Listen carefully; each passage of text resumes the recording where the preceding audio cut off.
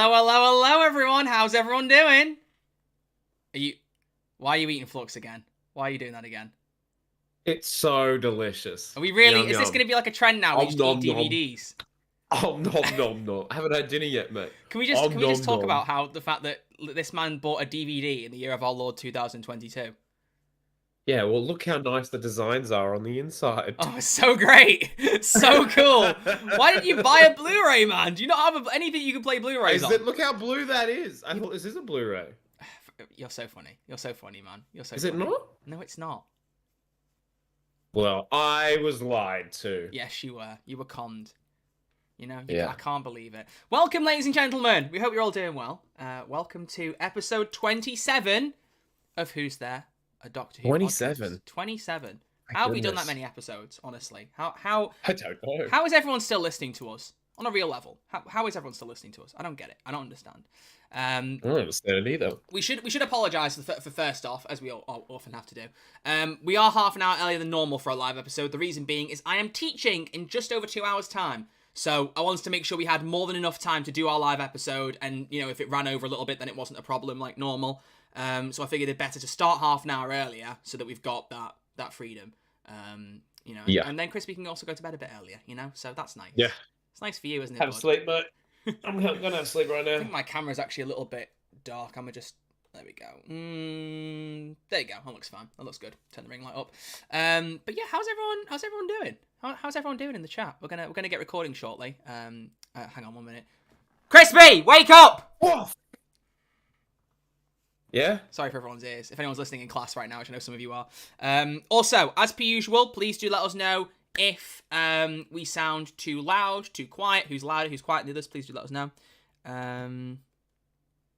What is... Did you get a text? I did get a text. I'm trying to reserve some pops, and I asked. He's got a text! I asked if I could reserve them for Thursday, and I meant Saturday.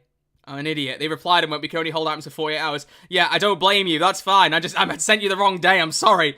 I'm an idiot. It's gonna be a good night. Yeah, it's gonna be good, man. It's gonna be good. Are you excited, Crispy? Are you excited?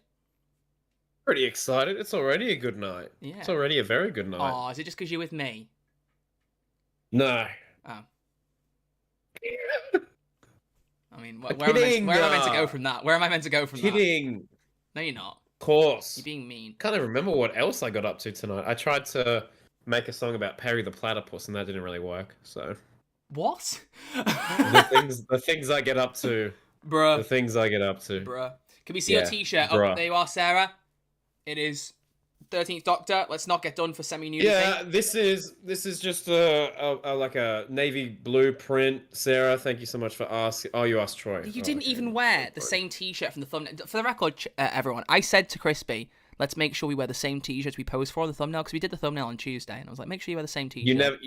You never I said it quite clearly, and you Let said... the record show. And you Let the said, record oh yeah. show. You were like, oh yeah, I'll wear the Never same said that to t-shirt. me. And he didn't. He's done this to make me look bad. No, because we He's recorded a done this. game show together for Who Game Shows, did we not? Oh yeah, we did. We can't Gosh, share any fun. results from it because it's not coming out until Christmas, I believe. So Yeah, it's really, a Christmas episode. so Will's getting ahead with recording his episodes clearly. But if you haven't heard of the Who Game Shows channel, that's their name, Who Game Shows. I've popped up on it a couple of times recently. I think a couple more of my appearances haven't even gone up yet. The way he releases them is very confusing. You know, like the third thing I recorded with him was I think the first thing with me and that he put up. We do not question how it works. We are only grateful that it exists. But we recorded a £1 million drop together. Crispy and I worked as a team to try and take home some money. It was for £500, obviously not $1 million, because Will's not that rich, which he was. But that episode is going to come out around Christmas, so enjoy waiting 3 months for that. We made quite the dynamic duo, didn't we? We really did. Well, he asked me, he was like, who do you want to be a teammate? And I was like, Crispy. I said it within a second. I knew. I was like, it has to be you. Has to be. That's very nice. Well, I don't have any other friends in the Doctor Who sphere, so I just had to put up with you, you know what I mean? Oh, thank you. I'm honoured. No, I couldn't have picked anyone else. I was expecting you to wear your Jodie one Josh today. Spears. It is Jodie. That is Jodie. Yeah. Jodie. Although I do... Where is the... Oh, like the stripy one? No, like the Phasmin t-shirt got delivered last week. I don't know where I put it. I'm going to wear it on the Centenary. I'm not wearing it on an episode yet anyway. I think it might be downstairs. I don't know. Whatever. Right. So we're just giving a bit more chance for people to filter in, in case anyone wants to drop in and listen to us recording, Drop it. Exactly. Drop in, hang out, have a good time. It's going to be fun. Troy's done a really nice setup for the tier list, guys. Oh, so you bet. Very excited. You bet your It's going to be very ass. interactive. It looks great. It looks great. Precursor, I know all of you guys here right now, but we are talking about Whittaker episodes, and I know some people have very strong opinions about that. But as per usual on this podcast, we're going to keep it respectful, keep it critical, and keep it crispy clean. Thank you Unless very it's much. off in 55. Unless it's off in 55, then we slam it! Yeah, we slam it into the ground now. Kidding. Off in 55, Kidding. that poor episode. That poor episode. That poor last 10 minutes. I'd even argue last 5. I think it really... Last 5 seconds. Oh, we'll get there. So, we're going to start our official recording properly in a minute. Have we got anything else we want to talk about? I know we've got some cool news regarding live episodes, but I'm going to wait till we get recording for that. Have we got anything else? I don't know. From me? From you, yeah? I was just telling you, HelloFresh have just charged me for another box. Yeah. So I don't know what is going on there with you, mate. I don't know. I didn't want it. Yeah. I was like, oh, I could do this, and then they gave me a free box, and then oh, we've just charged you for next week's box. And I'm like, well, that's just great. So I've got HelloFresh delivered tomorrow, and I'm going away this weekend because it's Crispy's birthday soon. It's Crispy's birthday on October 3rd, so make sure you all send in your messages and say happy birthday. Yeah. See, and exactly. When's my birthday, Crispy? It's just a little bit ago. Mate, come on. You had a great day. You went to a Doctor Who escape room. You had a great time. I sent you a message at some stage, probably. Really, mate? What? On Tuesday, I asked him this to see if he'd remember the date. He didn't remember, and I told him, and he's forgotten. It was the 15th of June. July?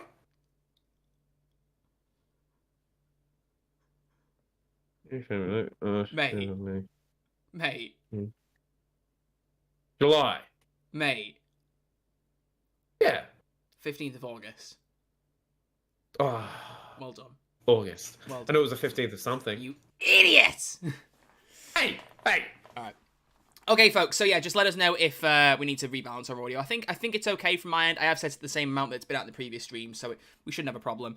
But do let us know either way if we need to turn someone down, turn someone up. I'm going to move my mic a little bit further away from me. There we go. Okay, so ladies and gentlemen, I'll kick off with our intro in just a moment.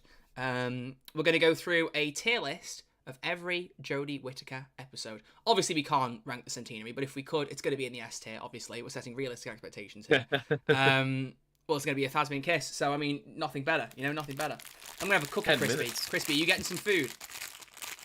This is rattling on the mic so much. Oh, my God. I've got a cookie.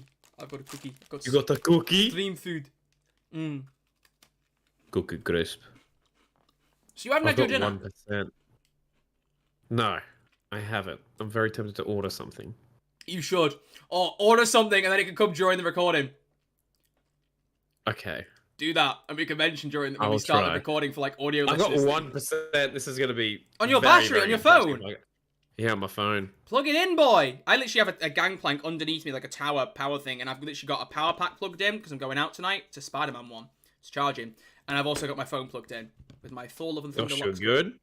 Yeah, I'm going out and having a nice little evening tonight. You know what I'm up to. I do. Troy's very busy. Troy's a busy boy. I think I can order Uber Eats through the computer anyway. Hang on. I'm going to put this on charge. So, alrighty. Talk amongst yourselves before we get going. Welcome everyone to just us getting set up. I like doing this in the live streams though, because it's kind of like an informal build-up, and it also gives everyone a chance to come in and join, hang out, say hi, all that kind of thing, I'm going to get this Pale Waves magazine. I'm going to put it in the background here. Oh, you can't see it because the boom arm's blocking it. Damn it. Okay, well, we can just about see. Look, there's Pale Waves are just creeping in there, Crispy. See? What? They're just creeping, Pale Waves. They're just creeping behind my boom arm. See that? Oh, yeah. I can see that, of course. Exactly. Okay. So, I'm on introducing. Let me just wrap these up. So, what are you going to order? Some Maccas, because it's quick. Why don't you order a pizza, bro? Get a pizza.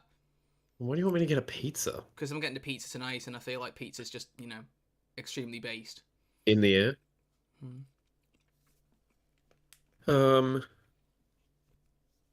You can start going, and then I'll just order mid intro. You're gonna order during the recording. We're gonna make a bit out Yeah, of it. why not? Oh, see, you Yeah, can see now. This is us. This is us.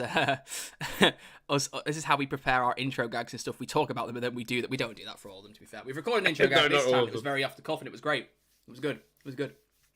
Oh, come on. I like how Draw with Cameron Smith has said specifically, Troy, what are your thoughts on Jodie's interview with Empire Mag and the exclusive pick that came with it? He doesn't want to know your opinion, Crispy. Yours is irrelevant, apparently.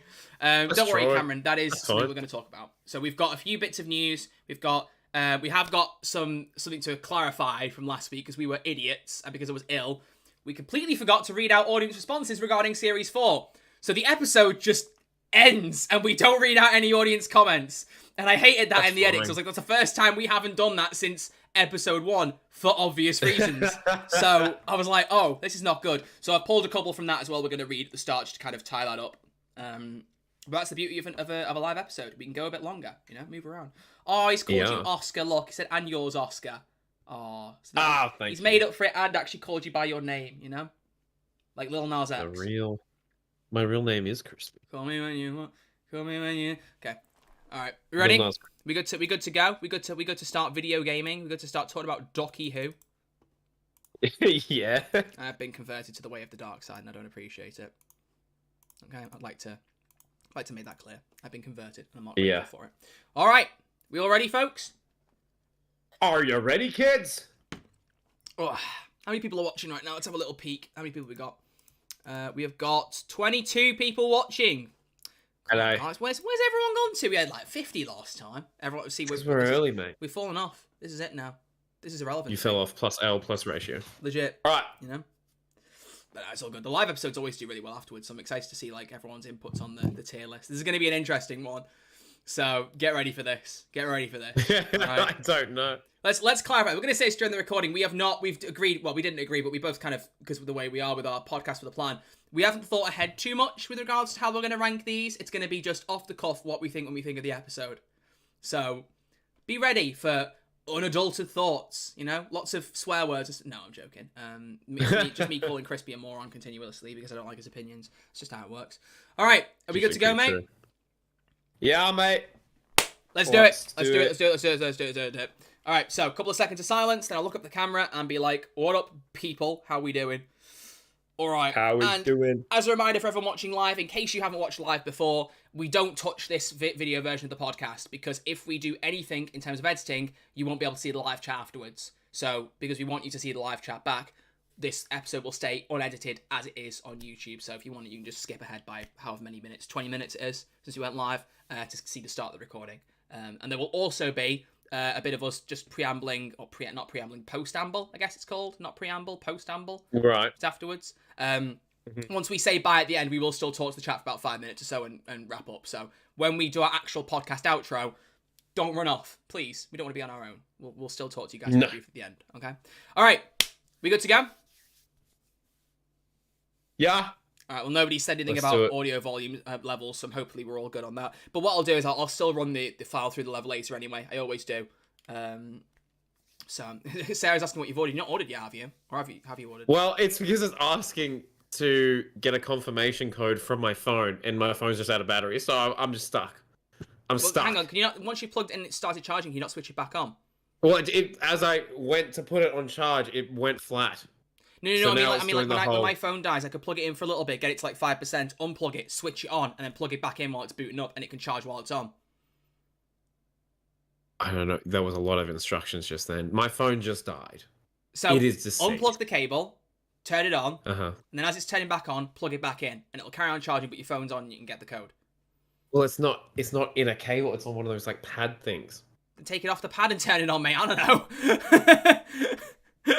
We'll see. You start the intro. You need some food, mate. You need some food. Get some food. I'm getting it. I'm getting it. All right, good. All right, here we go. Hello and welcome back to Who's There, a Doctor Who podcast, the show where two YouTubers get together and talk about Doctor Who. I'm your host, Troy, also known as Red Archer Live, and with me today is the man who hasn't eaten dinner yet, and it's currently, what time is it, 9 p.m. for you right now? It's Crispy Pro. How are you doing, you starving boy? I'm hungry. Yeah, I can't blame you. I can't blame you. We are live right now in front of our YouTube audience, and Crispy is just dying from lack of food. What's the idiot's lantern? hungry. He's hungry. Feed me. That was one of my favorites when I was a Feed kid. me. Did I ever mention that when we did looking back on series 2? I don't think we did. That was the one I my think, mum and I yeah, loved. I don't really think we touched on that. We didn't, yeah. Well, I mean, we didn't. We barely touched on Journey's End in the series 4 episode. So I mean, our priorities are not great. Our priorities are not great. Speaking of which, we've got something to address there in a minute. But ladies and gentlemen, welcome to episode 27, where we are going to be discussing the Jodie Whittaker era, where we're going to be doing a tier list and ranking all of Jodie Whittaker's episodes from best to worst. Okay, so obviously this is going to be a very opinionated episode. And we know everyone has very, differing thoughts on the Whittaker era. Yeah. So we got to be respectful, okay? Be nice. Be nice, everyone. And obviously, with it being a tier list, we have actually got a very special screen for our video version that you guys haven't seen yet, the live viewers.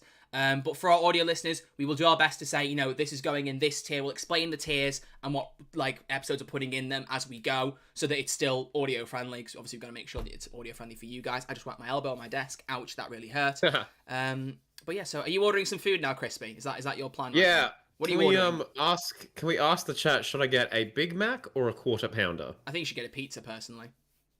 Oh, they don't do that at McDonald's, unfortunately. Why does it have to be McDonald's? Why can't you get? Because they are the quickest. I want to see how quick they can be, and because they're on cam today. Well, let's let the live chat decide then. Should Crispy get a Big Mac or a quarter pounder? In the meantime, yes, please. We have got polls. We have got something to tie up from last week. We've got some news, and then we're going to get into our tier list. Okay, so in fact, let's do the last week's stuff first rather than the polls. I think we said to do the polls first, but let's do last week.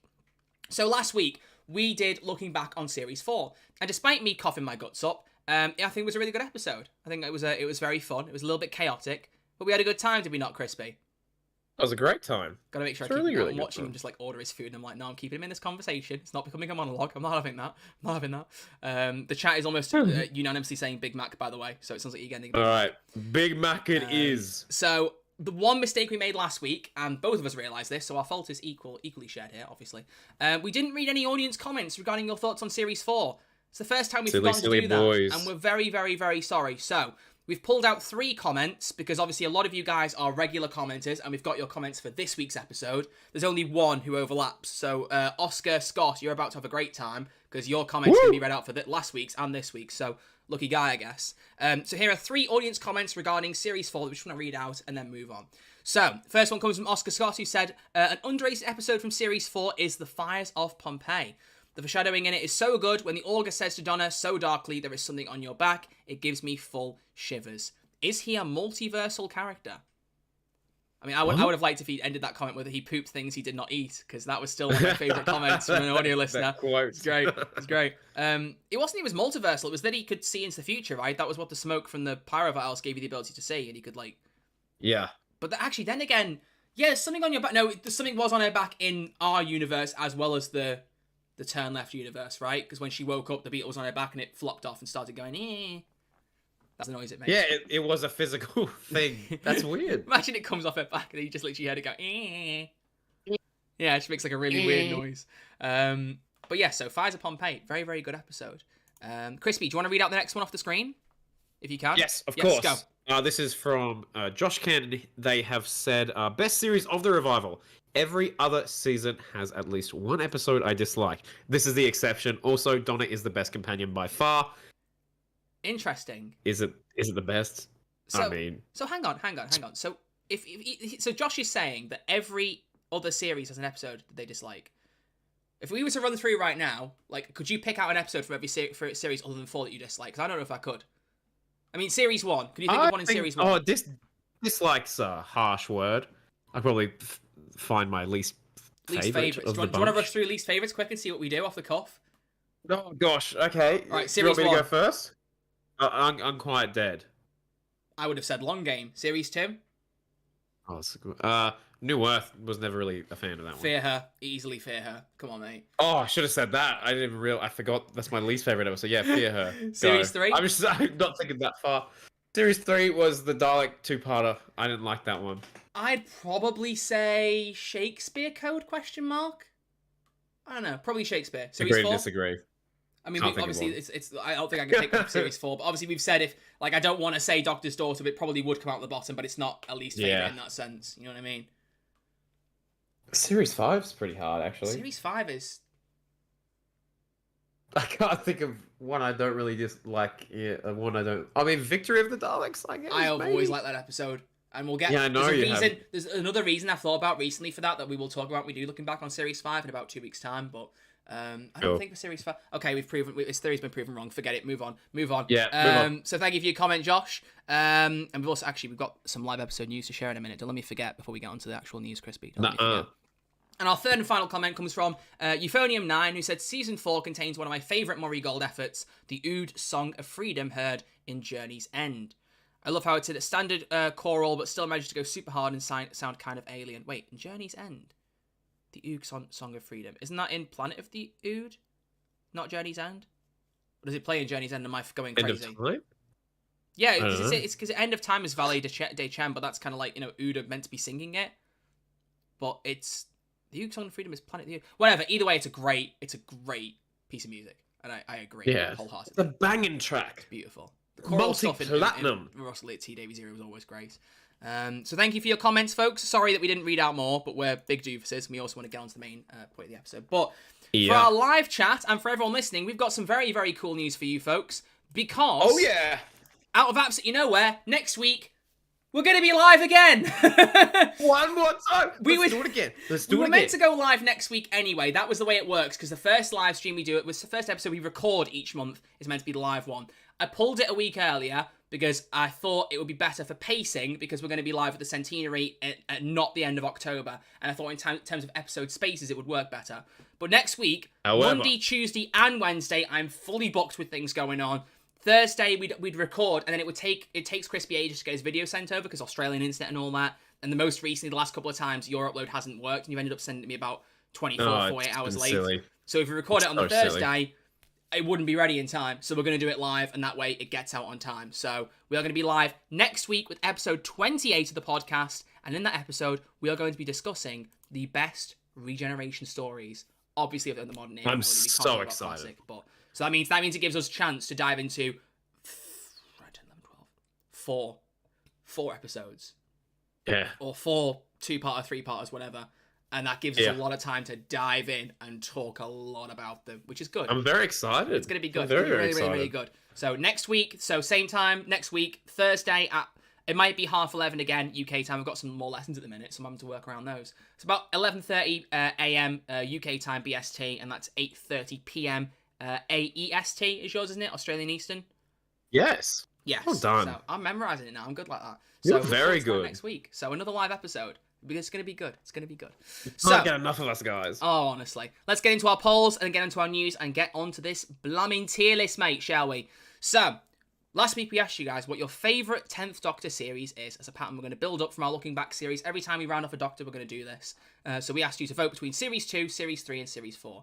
And boom, here are the poll results. It's unreal. On YouTube, I did this very late. I did it last night. I completely forgot on Saturday. I'm very sorry, but, that's what happens when I have to do everything on this podcast. I'm sorry, am I wrong? Shocked face. Why are you doing shock face? Why are you doing shock face? I mean, it was a joke, but it is true. Anyway, mate. Oh, I love you, really, bro. I love you. You've got full-time work, bro. I have part-time teaching. It's perfectly valid. Don't you worry about it. Yeah. I wish it was full-time. Give me more contracts, please. Okay, please. Anyway, I'll give you one. On the audio platform, out of 22 votes, Series 4 got 77%, Series 3 got 23%, and Series 2 didn't get a single vote. So that's so funny. I find that so funny. Series 2 got shafted. Because Series 2 is not bad. Series 2 is not bad. But in terms of like coming up against Series 3 and Series 4, like the hugeness that is Series 4 didn't stand a chance. Did not stand a chance. Yep. But on YouTube, a little bit more split. As I said, I'm a little bit late with the poll upload, but you guys vote on these really quickly. It's kind of crazy. Yeah, you guys are very good. There's probably more votes than when I got the screenshot about an hour ago, but at the time there were 81 votes, but there was already a general trend showing, so no matter how many votes there are now, I doubt this is going to change. So out of the 81 votes it's got so far, Series 2 got 4%, so it isn't on its own anymore. That's good. Series 3 got 15%, and Series 4 pulled an even bigger landslide at 81% of the votes. Unreal. So I think that everyone really likes Series 4, Crispy, I'm getting that vibe. Yeah, me too. I'm getting that vibe. Me too. So let's talk about our news very quickly and get into this tier list. So we've got 3 different things to talk about. We're going to lead with the big boy, and that is the release today of the new issue of Empire magazine. Okay, so this is the November issue that's released today. I always find it funny how they release like the November issue. Are we doing Wakanda Forever? Yeah, go on. Let's do Wakanda Forever. Yes. So this is releasing at the end of September. It's the November issue. Why is it not the October issue? Never understand that. But this is the cover issue is about Black Panther Wakanda Forever. There's a bunch of other things in there, including an interview with Tim Burton, so my mum's going to be chuffed about that. But you can see in the top corner of the image, there is an interview with Jodie Whittaker regarding her Doctor Who exit from the TARDIS. Now, we have to apologise, folks, because I haven't been able to get hold of the magazine. I really wanted to, but I've not had a chance to get out the door today. So if there is more stuff in that article than that is worth talking about, we'll talk about it next week on our next episode's recording. But we did get a little bit shared from the teaser of it. Mainly this image to begin with of Jodie Whittaker on a beach looking a little bit wounded. I got to be honest, she does not look good. She does not look like she's in the best state. She do be limping a little bit, you know. She do be limping. I'm a bit suspicious. Do the stanky leg. Really? I'm just looking at that image. Actually, to be fair, it looks like the edge of her coat is going through her leg, like it's popping out of her right leg, our left. Notice that? Yeah. It's a bit weird. But this was a teaser image that was shared from Empire magazine, and considering the rumours that she's regenerating on a beach, I'm just saying, you know? That could be right. Do you want to make a bet right now that that's part of the regeneration I think that scene? image is from the last 5/10 minutes of the episode, personally. But crazy. Indeed. After the Phasmin kiss, probably. Exactly. There was a bit of text shared from Empire magazine, so we're going to read through it very quickly. Quote, "It's one for the Whovians," unquote, Whittaker tells Empire in the Black Panther Wakanda Forever issue. "It's a huge treat if you're a proper fan," she says. "It's got all the iconic things that you associate with Doctor Who. It's massive," unquote. Oh, I get stuck on my words. "And it sounds like this Doctor's final scene will be as emotional as ever," as Jodie says, again, quote, "I love the dialogue Chris wrote for my generation. It captures my Doctor beautifully. It's simple, epic, and beautiful." And then she also notes that the whole thing was delivered in one take, and said, "When I could see the crew was happy with the last shot, that's when my bottom lip started going," she recalls. "I was like, well, they can't say they need another take now because I flipping lost it." And I'm sad because I actually blurred that out in an image, and I put a picture of the Pating over it, and that seems to have not come through. I literally got a picture of the Pating and stretched it across the F word so you couldn't see it in the video, and it's not stretched. I'm annoyed. Whatever. We're not reading out either way. You can still see it on the screen. Huh? Naughty. Naughty. But yeah, so there is that. And then just at the very end, as always, the end of an era for Doctor Who always hands over the start of the next one, with Russ T Davies, who restarted the show in 2005, coming back as showrunner for the 60th anniversary specials before kicking off a whole new run of the show with a fresh Doctor in Sex Education's Ncuti Gatwa. Jodie Whittaker said, quote, "It's inspired casting. He's going to smash it." And I did see something somewhere else separately that said that she's got his number on WhatsApp now, so she's going to be like texting him loads. Oh, really? That was really funny, yeah. That's a fun little tidbit. I like that. I like that. So, very quickly, can we just discuss, there's one bit in particular I think most people have picked up on. She says, "I love the dialogue Chris wrote for my generation." She doesn't say monologue. Now, it could well be that that's just a figure of speech. She just used dialogue for the sake of it. But do you think that Yaz is going to be present at the regeneration? Because I wouldn't have thought she would be. I wouldn't have thought she would be either, because then that would imply that like she'll be there when either Ncuti or David arrive. Yeah, and then you've got to kind of shove off Yaz to get Catherine back, and that just seems a bit unceremonious. It just is a bit. I think Jodie's just slipped up there and hasn't used the proper terminology, because honestly, I would, if I was giving that interview, I would definitely just say dialogue and not really think. Yeah, same. Yeah, but I love that it's all delivered in one long take. That's exciting. That I don't know if that's been twisted from what she said there. That's my thing. But if it is true, and I have full faith in Jamie Magnus Stone, the director of this, that'd be dope. That'd make this a very my friend Jamie Magnus Stone. Wink, wink. Keep an eye on the channel in a few weeks. But wait, what? So back on track. If it is in one take, I think that would make this one of the most unique regenerations ever. So I'm excited regardless. I think this is going to be a highlight, and just knowing the way the Whittaker era looks, we've talked about this before, it's going to be the best looking regeneration we've ever had. Hands down. Absolutely. I'm so excited for it. Visually, it's going to be amazing. It's going to be a stunning piece of Doctor Who. So there is that. That's the interview. And just very briefly, because I think was it Sarah Glover? Yeah, it said in the background, that's the wrong image. We want this one. What is in the background on the top of that beach cliffside? What do you think is up there? Because there's some kind of structures going on there, you know? Some people suggested there's it's like the house. lights. There's like lights going there, and people think that's like Dalek blasters. Oh, could be. So it kind of looks like people have theorized There's it's still a battle Gallifrey going in the being background, and Gallifrey she at just night. goes, right, I'm going to regenerate. I've had enough of this. She's Bomb like, this, I'm going off. I'm yeah, changing into stop this. David. See ya. Yeah. See ya. So people suggested some of the weaker structure in the middle looks like it could be that house from Flux, so the visualization of her memories that Swan kept trying to disintegrate and what is the opposite of disintegrate? Reintegrate? That seems like the wrong term. I don't know, actually. Yeah. That's a very good question. Disintegrate and undisintegrate. But we had that big visualization in Flux in a couple of episodes of her memories, and it was this old rickety house in black and white. People suggested maybe that's up there. I doubt that, because it was meant to be more of a visual thing anyway, like a metaphor rather than actual existence. Like an actual thing that exists. DW Boy 14 in the chat saying it has to be Cyber Gallifrey. Intriguing. A Gallifreyan regeneration could be quite kind of cool, but how would David Tennant pick that up then, you know? Troy. Yeah? You won't believe this. What? I just heard a car door outside. Really? Yeah. How quick was that? I thought you were going to give me a really cool Doctor Who theory, but now he's just telling me his Big Mac's arrived. Ugh. My Big Mac has arrived, folks. Right. Well, we've got to move on to the tier list in a sec. Do you want to go and get it very quickly, and then I'll keep the listeners. You keep the news going. I'm gonna say hi to my Uberman. Go. I'm disappointed in him, everybody. Just so you're all aware that, you know, we were about to move on to the tier list. We were about to move on to the blamming tier list, and then he goes and gets his Big Mac. I mean, what is the point? You know, what is the point? But yeah, so just to recap. We've got two more pieces of news. No, whatever. I forgot about that. Let's go into the news. Let's ignore Crispy and just keep going. Lol. So the next piece of news is, because he's heard this all before, we've discussed it anyway, so we can just jump in when he comes back. The next piece of news is regarding the Doctor Who documentary, Doctor Who Am I? We've talked about it a few times on this podcast. He's got his McDelivery bag. Look at that. Sit back down, Crispy. I'm talking about Paul McGann. So the Doctor Who documentary, Doctor Who Am I, is basically a feature-length documentary looking back on the TV movie from 1996. The news is that it has been delayed, but not by very much, so don't worry too much. As per Radio Times, the UK cinema release of this documentary is Thursday the 27th of October now, and release on Blu-ray, DVD, and digital will be the 28th of November, so about a 2 or 3 week delay. So if you want to catch it in cinemas, or the physical version, this documentary exploring from the director's perspective what happened with the Doctor Who TV movie. It's also got Paul McGann and other cast members in it, and it's sure to be a good time. So that has been delayed, but not by much. So it was originally, it actually says in the article, there you go, yeah, it was originally going to be 13th of October for Thursday cinema release. That's been pushed back by 2 weeks to the 27th.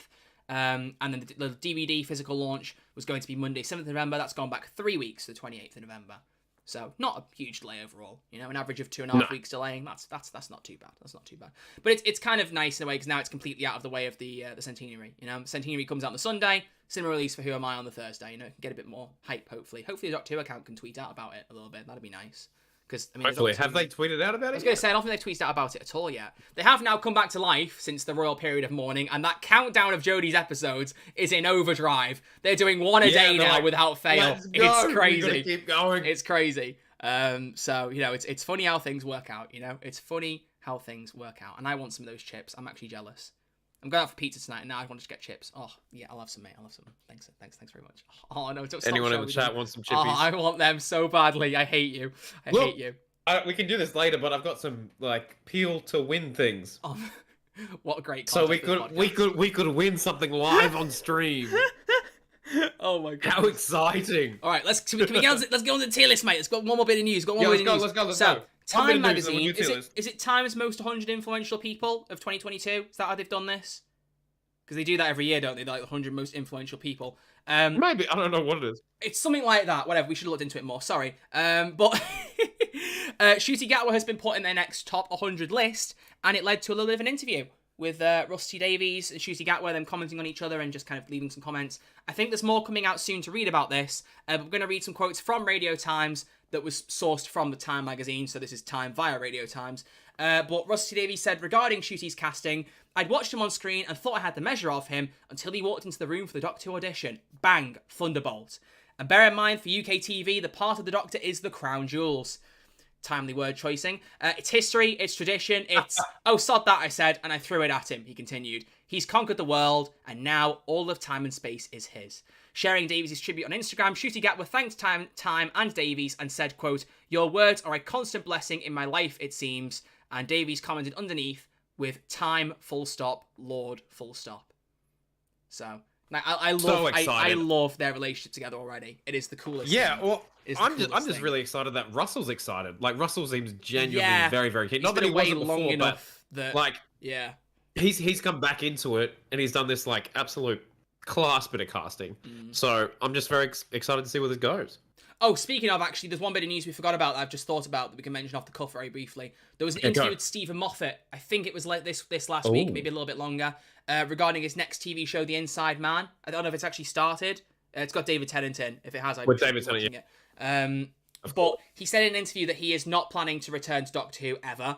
Not as showrunner, certainly. He said, you know, Russell's had a good bit of time away. He's not had that much time. He said, I did 6 series. It was 2 more than I planned.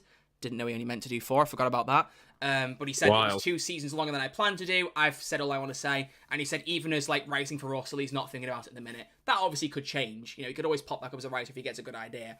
But it seems like he's pretty, you know, he's pretty hell-bent on the idea of not coming back as a showrunner. So, you like what I did there? Damn, son. That was good. Do you think if Matt stayed for one more series, he would have left with Matt, and then we would have just had this weird world where like Moffat and Matt Smith were just like that was the era, and kind of like how we have Chibnall and Jodie. Maybe. Weird, hey. Yeah. We may never have got Capaldi. Imagine if he got his way originally, thought. though. Imagine if he got his way originally with David Tennant coming back for Series 5. A series with David, 3 with Matt, and then Moffat would have gone. How many people actually know that the original plan was for Moffat to persuade David to stay on for Series 5? I think we've mentioned this previously before, but he pitched the whole thing. You know, he pitched the whole thing. We can talk about it more in our Series 5 looking back episode, but there was a big thing, and apparently he almost did persuade David to stay on. Like, he almost did. Yeah. But David decided to stay firm in his decision and went, no, I'm leaving. Like, he decided to just stick with his guns. And, you know, fair enough. Okay, ladies and gentlemen, it's time to look at our tier list. Why is this whole thing crispy eating? First the Flux DVD and now a Big Mac. Yeah, it's true, Sarah. That's very true. He's a hungry boy. Don't stop eating. Yeah. So, ladies and gentlemen, you ready to see our amazing tier list layout? Because look. I am. I'm ready. Whoa! Troy. That looks epic.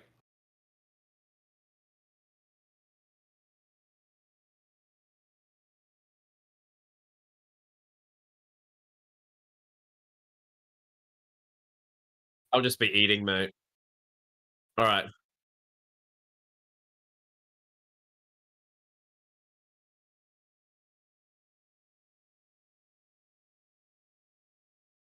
Top 1. Instead of D, just make it no thank you. No thank you. I'm alright. Okay, dude. If Troy wants the D, you can have the D, mate. What? I didn't say anything. Oh, apparently they can't hear you, Troy. They can only hear me eating. Yeah.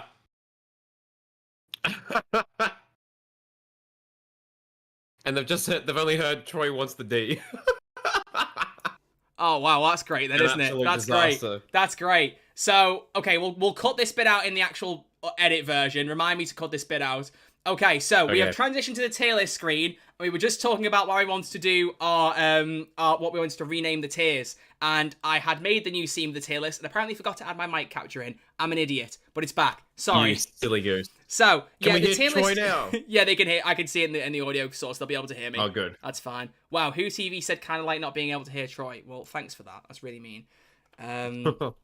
Okay, you can see what I'm doing here. I'm renaming the tiers from S to D, and I'm going to put a Chibnall themed answer like after each of the letters. Do you see what I'm doing? See what I'm doing? Okay, so D has got to be D for Dalek, obviously.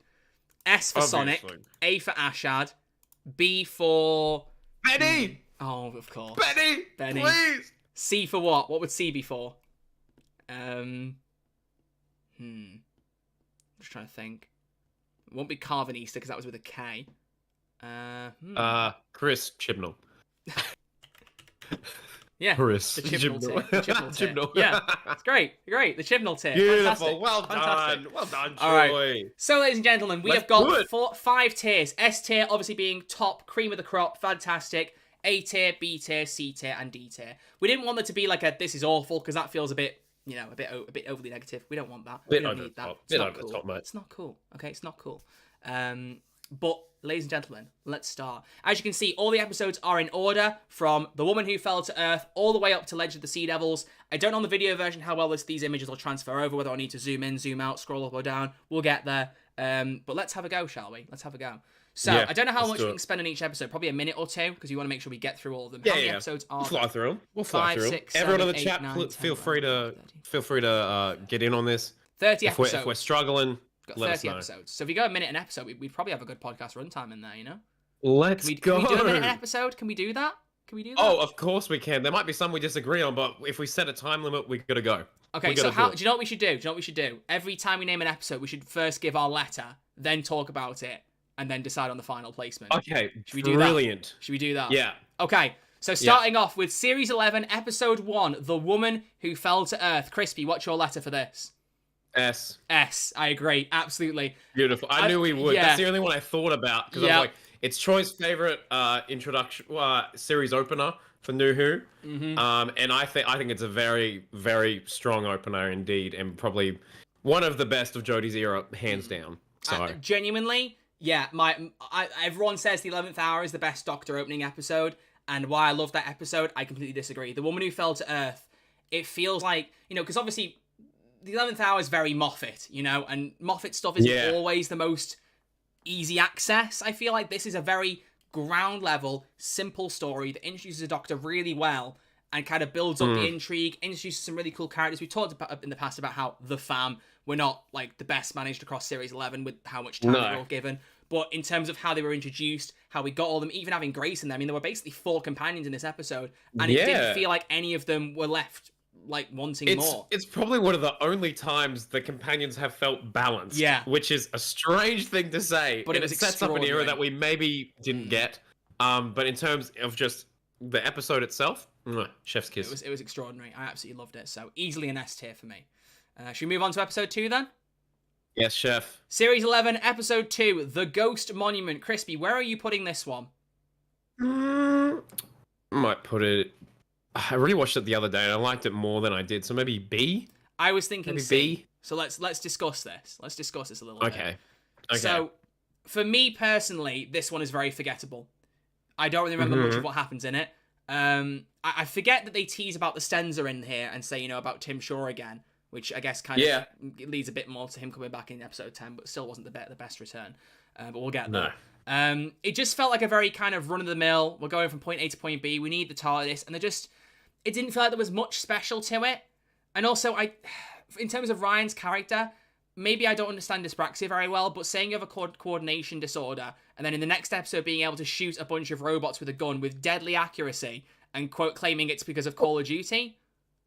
Have I misinterpreted dyspraxia? Because if I have, I will hold my hands up. But to me, I was like, that doesn't make sense.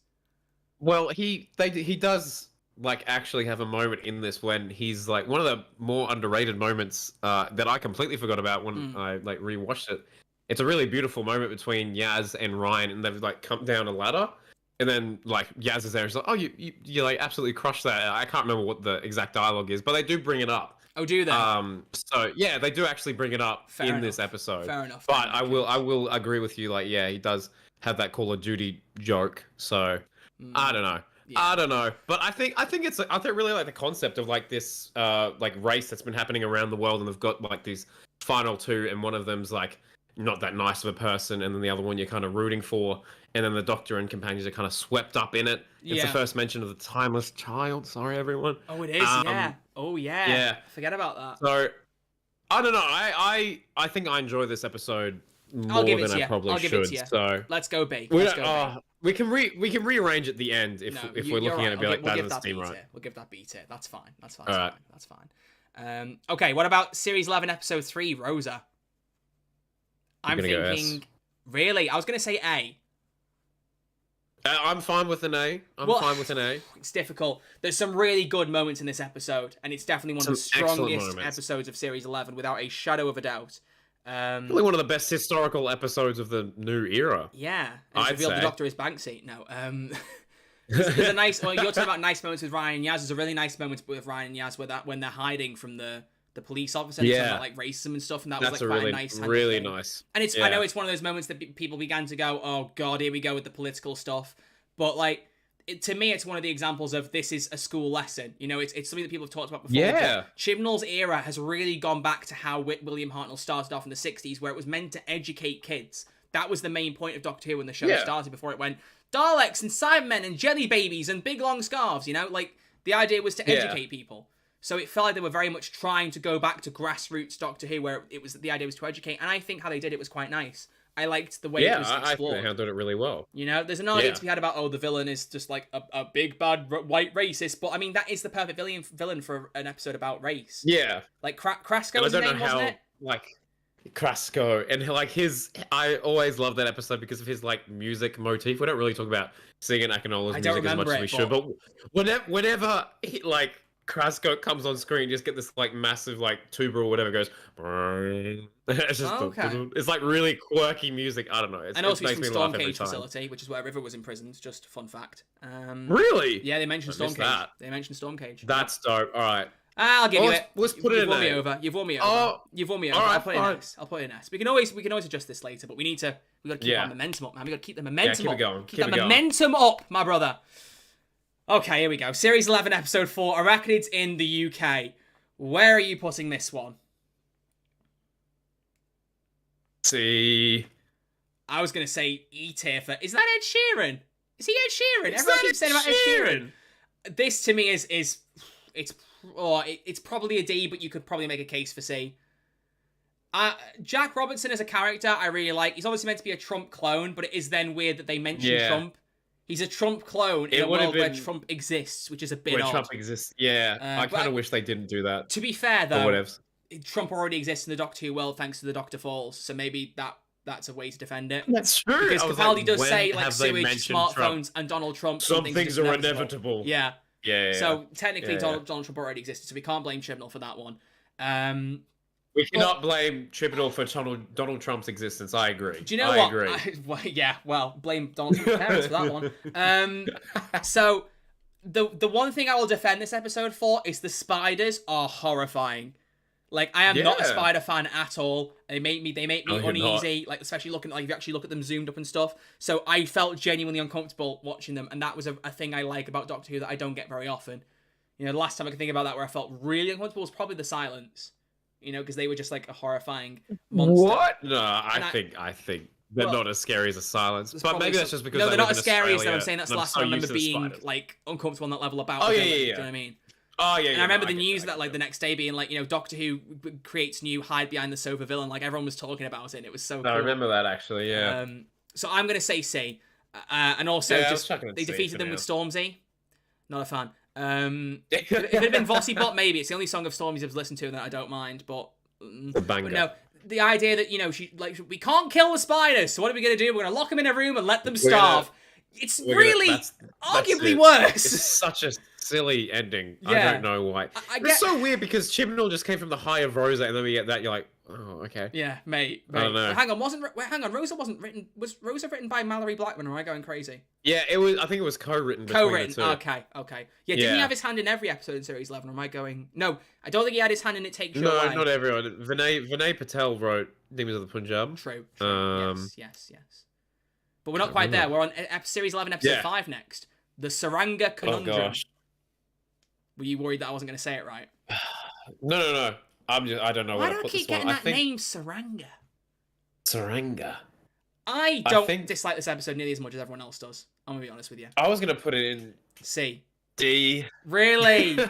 Oh, yeah, why? Okay, why D? This one is probably my least favorite. I don't know. I feel like this is the episode like I've switched off the most during, which is a shame.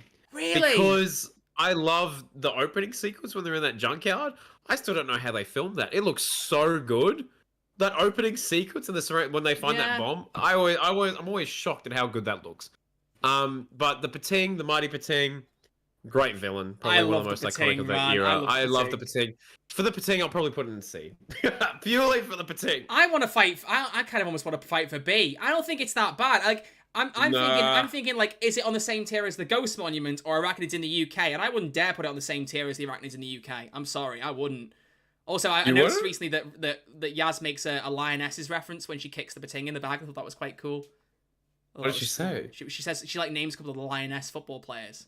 You know, and it kind of Oh, really? Now they're a bit more now people seem to be going a bit more like, yay, women's football, which as they should. You know, it's nice that they actually had a reference in Series 11. I thought that was quite cool. Nice. But no, I like the villain. Nice. I like that it's on a spaceship and it's like, you know, things are starting to... It's almost a bit like, you know, someone's sabotaging parts of a spaceship. Someone's sus. You know, it's almost like... Yeah. It's almost like the Doctor Who version of Among Us? Among Us? I'm sorry, I hate myself. Okay, Yeah. so you're not going to fight for me, are you? Some people in the chat are on your side here, Troy. People saying Saranga is also another underrated one, C/B. I'm happy to put it in B for now, and we can discuss later. No, that means he's going to fight to put it in C later, but fine, I'll take my B We'll for now. see. I'll have to see. But Okay, yes. fair enough, fair enough. And the pregnant man, I found the pregnant man really weird the first time round, but I quite like it the second time round because it's just goofy stuff. I don't care.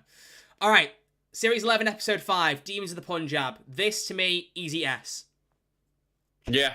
I'm happy with it. I'm not even. At the time watching this, I did not appreciate it. And I don't know why. I think maybe the Saranga conundrum and like arachnids in the UK kind of left like a bad taste in my mouth. Yeah. And I was like, oh, I don't really know how I feel about this. But I think I might have told you, I rewatched this like maybe in the last month or so. And Demons of the Punjab slaps. It slaps. It's so good. One of, like, I was shocked. And the ending? Oh my gosh. It's great.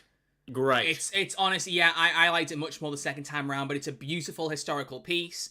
Yes. The partition is just something that was genuinely very interesting, and it's also when it came out from Miss Marvel, I was like, I remember this in Demons of the Punjab. It's nice that the partition is like, it's a piece of history that I feel like, at least in the UK, we're not taught much about, and I like that they focused on that. I had no idea about it.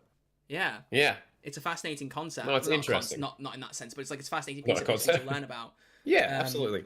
And the story it's really sad. It's a genuinely upsetting story. Like, it's a really moving thing, and it's great because it gives us more about Yaz. I'm chuffed for that. Yeah. You know, our icon. We love nice. Yaz. We love Mandip, and it's good to get an episode focused around her and her family. So, easy. It S. was good. Easy S. Easy S. Someone said, oh yeah, makes me cry, says Val in the chat. Hey Jay, never did this when I was a man. Oh, I love that, yeah. My references to gender are mainly made in jest, you know? And also, what's that big long list? Hang on. What's that big long list? What list? Demons of the Punjab. I'm just going to get the list. What was the list of things that she said? There it is. I need oil, water, tree bark, a saucepan, 9 containers, an old newspaper, a touch of ox spit, a chicken poo, and a biscuit. And then... And a fizz. Yeah, and Ryan says, Bagsy, not chicken poo. And then I think, is it Graham says, why a biscuit? She goes, I love biscuits. Like, it's just a great line. It's a great line. I love it. Great stuff. Okay, Series 11, Episode 7, Kablam. Where are you putting this? I'm thinking A. I'm thinking A as well. Oh, look at that. I love Kablam. I love Kablam, but I would not put it like on the same level as those ones. It probably has my favorite line Kablam's a really, really good episode. And it's really it's a tiny one. It probably means nothing to anyone else. But I can't Yeah, remember. what is There's it? a joke Graham makes when they're on their break and like they're out on the garden, and Ryan just reacts and goes, ha ha ha ha, funny. And it was just like, it was a moment that just sent me. I found it so funny. Well, it's like the one... No, that's really harsh, but it's like one time when he actually has a different emphasis on his voice. It's the one time Ryan made me laugh. Oh, well, not true. But yeah, I don't know. That was good. That's good. I love Kablam. I like the Kablam man. The Kablam man! The Kablam man's a great villain. A great villain. Have you seen people on eBay selling like pieces of Kablam tape that have been used on screen? It's like 20 quid to buy it in a frame. I've considered buying some, but I feel like it's a bit too much money. Maybe I should, though. Should I buy some? Maybe I should. Ask the chat. Yeah, maybe I should. Oh, actually, we need to just backtrack very briefly. We forgot about the Thajarians in Demons of the Punjab. The aliens in that episode were the ones who just watching and chronicling people's deaths. And it's a good point that you mentioned that. I've forgotten about that. The Thajarians should come back for Jodie Generation. That would be a missed opportunity if they didn't. Oh. There to chronicle her death. You know, I don't know if they would think of that. Well, it would be like Dude Sigma. Dope. Your song is ending soon. Then he shows up as tenure generator. It'd be really good thinking from Chibnall. I'll bring them back. That would be great. That'd be great. That would be sick. Oh, now you've made me like. I'm gonna be disappointed if they're not there. I'd remember that theory and loved it, but forgot about it. Yeah. So. Yeah. Okay. Series 11, Episode 8, The Witchfinders. Where are you sitting this one? Probably B. Yeah, I was gonna say. The reason is it's not that memorable to me. I remember it's not that memorable, but I do like the performance of Alan Cumming. What's his name? He's amazing. Yeah. My mum particularly loves him because he was in, really good. The Good Wife, I believe it's called. I've never seen much of it, but what I saw of him in that, he was great. But he's just a really good actor. Like he can carry. Yeah, he's a great really actor. Well. The alien mud, as Dylan is saying in the chat, is an interesting thing, and I like how it originates. You know, chopping down the tree brings out these monsters. There's a good concept there. It's not necessarily that I think it could have been better. It's just that I think it's just a good, solid episode of the series. And, you know, it doesn't kind it's of run of the mill. Yeah, run of the mill. It's run of the mill. It's run of the mill. But I like it. If someone had to make a Doctor Who story, say make me a Doctor Who story, and you show them that, yeah, okay, I can understand what a Doctor Who story is. I get it. Yeah. I get it. Series 11, episode 9. It Takes You Away. Now, fun fact: when I first saw this, I did not enjoy this episode very much. I thought it was all over the place. Didn't vibe with it. Rewatched it. I like it so much more now. Okay. I love where are you landing then? And then knows where they are and says there's a low TripAdvisor rating at the gift shop that's like 20 miles away. Like that is so doctory. I love lines like that. I think I'm torn between A and B. Really? Where's your head at? Dead B. I liked it, but I can't. I like watching it. Don't say the frog. Every time I rewatch it with someone, just that frog at the end is just immediate cringe. And you're like, I understand the concept. I understand what they were going for. But I mean, come on. Like, I think it's a really solid story up until then. And then it's just, I don't know. Like, with Doctor Who, you have like quite a large bit of disbelief. But with that, I'm like, oh, I don't know. I did not like the frog at all the first time around. I was like, what is going on with Doctor Who? That was probably around the time I was seeing people complain about the show, but whatever. Yeah. But the second time around, I was like, no, this is goofy. But there is a moment that I love, and it brings the episode up a lot for me, and it's the moment between Graham and Grace. You know, it's the vision of Grace, and Graham's that's really nice. In the back garden having a conversation like, you can't be real, what is going on? And it's like Bradley Walsh gets to really flex his acting chops there, and he's like, he carries that. Yeah. I love that we get the conclusion to Ryan and Graham, with Ryan calling him Grandad. The mirror universe as a general concept, I think, is fantastic. I really like it. I don't know. I kind of want to push for an A here. It's not one I watch as much as like Kablam, but I think it's a pretty solid story. I kind of want to push for an A on this one. Are you dead set on B? I'm pretty set on B. Chat, can we have some chat opinions? Let's let the chat decide. A or B for It Takes You Away. And while we do that, let's begin to start talking about Ranscore. So, Series 11, Episode 10, The Battle of Ranscore Av Kolos, or as I mispronounced it earlier, The Ballad of Ranscore Av Kolos, which honestly would have been a better name. Great name. D or C? Where is it going? D. It's the worst finale, and like Chris Chibnall has even admitted, he's like, that's one of my weakest stories. It was a first draft. I'm pretty sure you said, Troy, wasn't it? He admitted it was a first draft, and he was not happy with what it came out as. So if even Chibnall doesn't like it, then it's no. It's a no. It's a no. Also, the live chat, 2 people have said C and 2 people have said B for It Takes You Away. So apparently they don't hold it as high as I do. So fine, I will surrender to the audience now. I'll let It Takes You Away sit in B. Yeah. And we'll put Ranscore in D. There's not much to say about Ranscore. There's the whole fuss about, I'm not guns are bad, but bombs are okay. Like, that's definitely one that's very. Oh my goodness, who just put all those frogs in the chat? Sarah, what are you doing? I can't see the chat now. Sarah. I only have a small window in my OBS to see the chat, and the entire chat is just frog emojis. I can't even see her name. Just like the end of the frog emojis. But yeah, it's not a great episode. The Uks are an interesting concept. Tim Shaw coming back could have been worse, I'll be honest, but it wasn't very well set up, his return. They mentioned him again in episode 2, and it was like, oh, maybe there's a bit more of a Stenza threat, and then he was just not mentioned again, unless I'm not mentioned again until the finale. Oh, here we go. Just generally very forgettable, but I'd rather watch Arachnids in the UK, so I'd put that in D. Yeah, I agree. All right. That's the end of Series 11. So we've got 3 episodes in S tier, 1 in A, 4 in B, 1 in C, and 1 in D. Troy, I'd just like to say, to celebrate the end of Series 11, I will have my Big Mac now. You do that. So, I will introduce Series 12. I know you've got some thoughts on Resolution Spy Force. Oh, Resolution. Let's get it going. All right, so I'm just carrying this for the time being. Just before you start eating, what's your resolution grade? What's your resolution grade? A. Okay, right. So Resolution, I'm going to agree on an A as well. Resolution.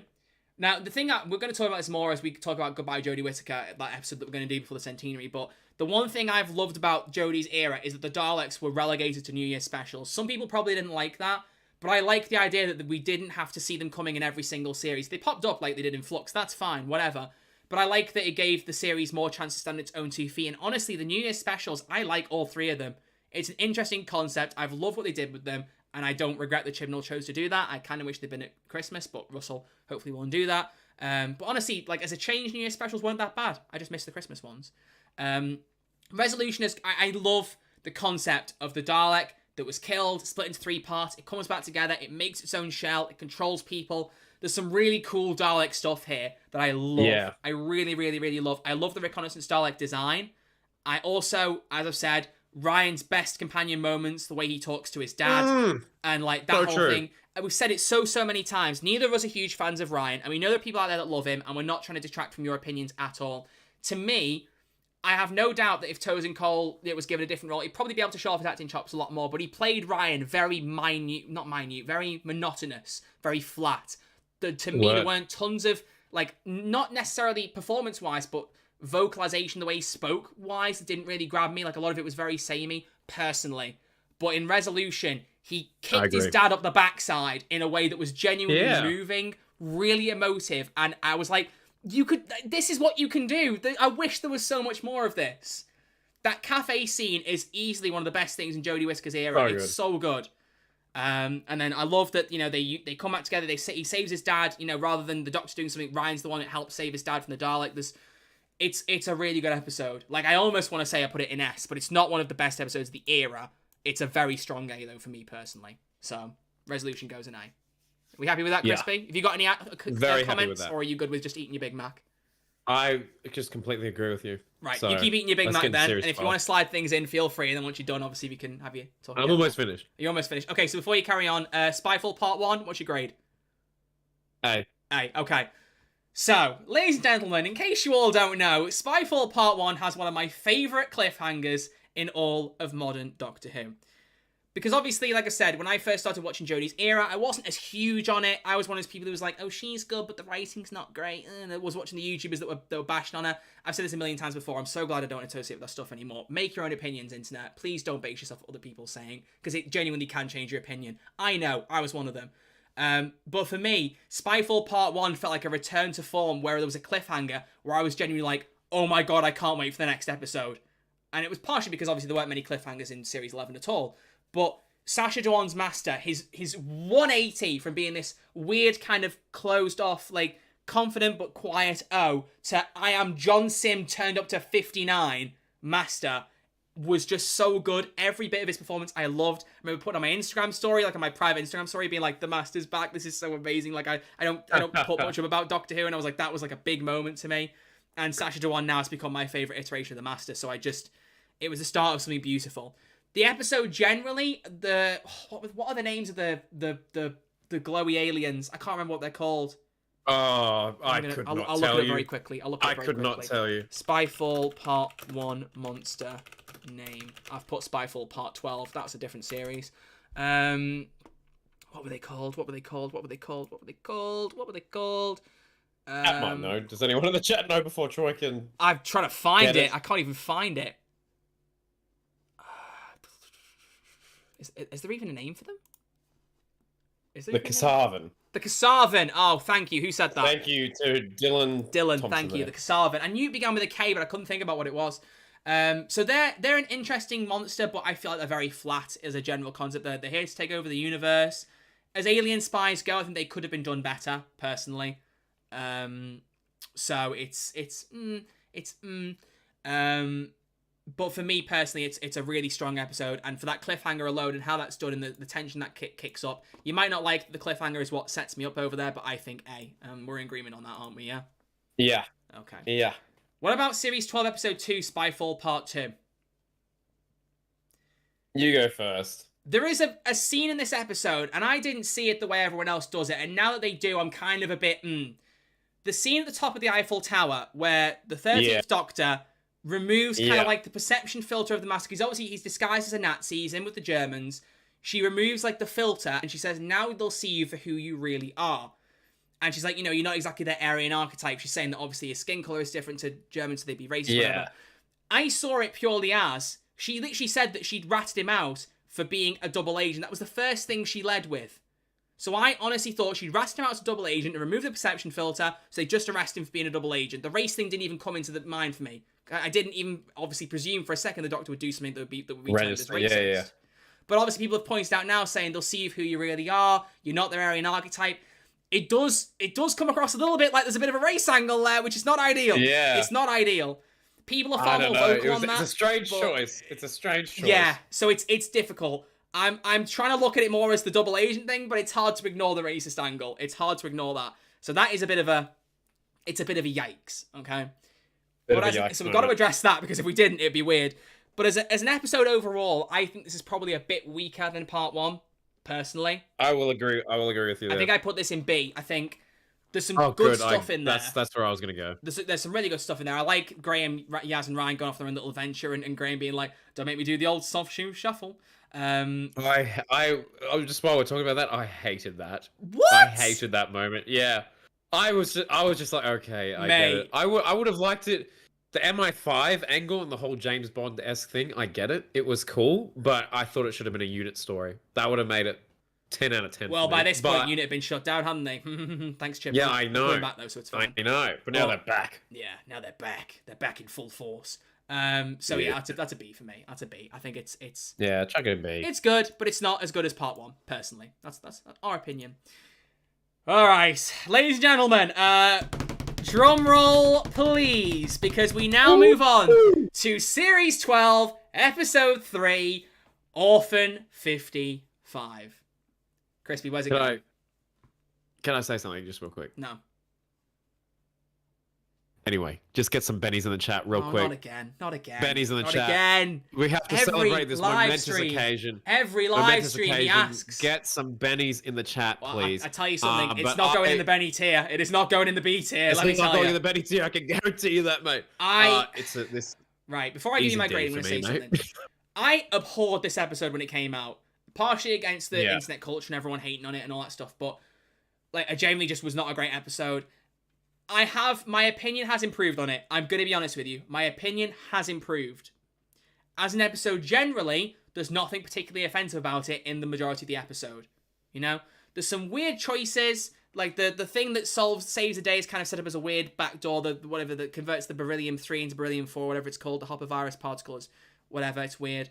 The green-haired people are a bit odd. There's quite a few parent and child relationships in there that are a bit strange, and the kid's throwing a hissy fit being like, do it yourself, and walks out to get killed. There's some weird choices in this, but I've got to, if you allow me, Chris, we've got to have my moment about the end. Okay, have your moment. Can I have my moment? Yeah, please. Okay. Take the stage, mate. So everyone complains about, Jodie's era often being a bit of a lecture and, going like, this is blah, blah, blah, change your ways, whatever. That is not my issue with this episode. And I pointed this out. And I have to give credit to NerdCube for this, because it's the F Yeah Doctor Who podcast. He hated the episode. And when he made this point, it made me clock it, and I thought, no, I hate this as well. And this is not because of someone else's opinion. Once I realized it was like, no, this makes no sense whatsoever. The whole point of her argument at the end of that episode is she says, this future where it's Earth, which, by the way, we've seen Earth in the future. This doesn't line up anyway, but whatever. Unless there's a timeline thing where they can explain and say, oh, it's an orphan planet for a while, and then it's not, whatever. She says that this is just one possible future, and it's down to the human race to change their ways and fix everything. Ladies and gentlemen, in Doctor Who, in case we aren't all aware, unless the Doctor and her companions go back and change something, that is the future. You're expecting the human race to do something in the past just by themselves. They clearly didn't. That's why you landed there. That's how Doctor Who works. So saying that doesn't make a difference. I get you're making a point about global warming, and great, make that point, educational, whatever. But in terms of Doctor Who continuity, that does not make sense. I mean, think about the year that never was with Series 3 when the Master took over. If they just ended that and gone, unit will rewind time like it never happened. No, they're not. That's not how that works. He makes an effort and rewinds time a year, so everything the Master did didn't happen. So it's just, it annoys me. It really annoys me. But like I said, as more time's passed, I've warmed up to the episode. Like it's not awful. It isn't awful. I really, that last bit annoys me a little bit. It just annoys me. But I don't want to be annoyed by it for the sake of it. It irritates me, but I'm not going to hate the episode for it. So I could put it in D, but I honestly could also make a case for C. I'll be honest with you. I could go either way. I'm not. You're going D? You're going D? Yeah. Fair. Yeah, I just think the guest cast is too wild. Remember, there's like a Ryan Love interest in it. Like, there's so much. Oh yeah, that is very. There's so much random stuff. I like the idea of like the resort they're at. I thought that was pretty cool. I really like that. Yeah, is it called Orphan 55? Security guard. Also, sorry, I slipped in my drink there. I think the Michael picked it up. Isn't there like the main security guard like is gonna like repair the planet and then sell it on for money? And then Jodie was like, "You're gonna repair it and then you're gonna make a profit," which is like really judgy. And like the mother honestly, and the daughter. I've watched this all of once. Yeah. So and the security guard was also the Ryan love interest mother, which was a bit weird. And then also the two of those stay behind to fight the dregs, and then Jodie just doesn't go back for them. They go to the TARDIS and like, right, we're just leaving. I'm going to tell you about how time travel doesn't work, and those two just died. I guess that was a bit weird. And also the dregs. Can we just say someone is clearly a big fan of Love and Monsters, because if you don't think they look exactly like the Hoiks from Love and Monsters, you're going crazy. Valid point. The monster from the start of Love and Monsters, in case you can't remember, with the Scooby-Doo running corridors thing. Because, in fact, I'll just for the video listeners, let me just get a quick picture of the Hoiks up next to it. While you do that, can I have a quick rant about this episode? Of course you can. Go for it, Crispy. So, one of my main reasons, like, after Spyfall Part 1 and 2, and they, like, had that massive cliffhanger with the Master, the marketing for this episode was like, you won't believe how this episode ends. And I was like, what else could they possibly do? Oh my gosh! Really? So, like, I was watching that with like my girlfriend at the time, and like we were like, oh my god, like what is going to happen? And then we finished that, and we looked at each other like, oh, okay. So we're the bad guy. Windows noise on the stream. Sorry, I've just Windows noised over you back. Stinks. My computer's not playing ball. I apologize. You're fine. Overriding your point. Go on. Oh no, I'm just saying. I was just disappointed from this episode. Oh wow! Look at him. Gosh, he's beautiful. There we go. So yeah, Look at the Hoiks compared to the dregs. Even like the you can see all of the gums and the teeth. It's the exact same thing. It's just weird. You know, it's like that meme where it's like, can I copy your homework? It's like, you know, sure, just don't make it like, just change it a bit so it looks a bit different. It's like the Hoiks and the dregs. Literally. Anyway, Series 12, Episode 4, Nikola Tesla's Night of Terror. What do you think? Banger. It feels like a David Tennant episode, doesn't it? Doesn't it? Do you? Oh, this might be interesting. I don't know about that. I think it's really good. I think it's a really strong episode. I think it would fit right in with like Series 3 or 4 of Tennant's era. Like, that's the vibe it gave me. I was like, oh, this is fun. Nikola Tesla's actor is one of the best guest character actors that I've seen in Doctor Who. Agreed. His performance as Tesla was genuinely inspired, really fascinating to watch, and like I felt captivated every time he was on the screen. I loved him. Yeah. The Skithra as monsters. I've said this before. Why didn't they just make a link to the Rachnos? Because they look so much like the Rachnos. It would have been so cool if they did, but they didn't. I was like, oh, okay. Of that, like, we're cousins with the Rachnos, like the way the Sea Devils. I mean, to be fair, they didn't mention Legend of the Sea Devils that they were cousins with the Silurians, even though we know that from Classic Who. So it would have been nice for them to acknowledge that in Legend of the Sea Devils, but whatever. Yeah. But I just wish they'd link that a bit more. But I love that. I don't know how to say her name. Is it Angel Mahindra? I might have completely screwed that up. Who plays Rani in Sarah Jane Adventures, and is also Sacha Dhawan's partner.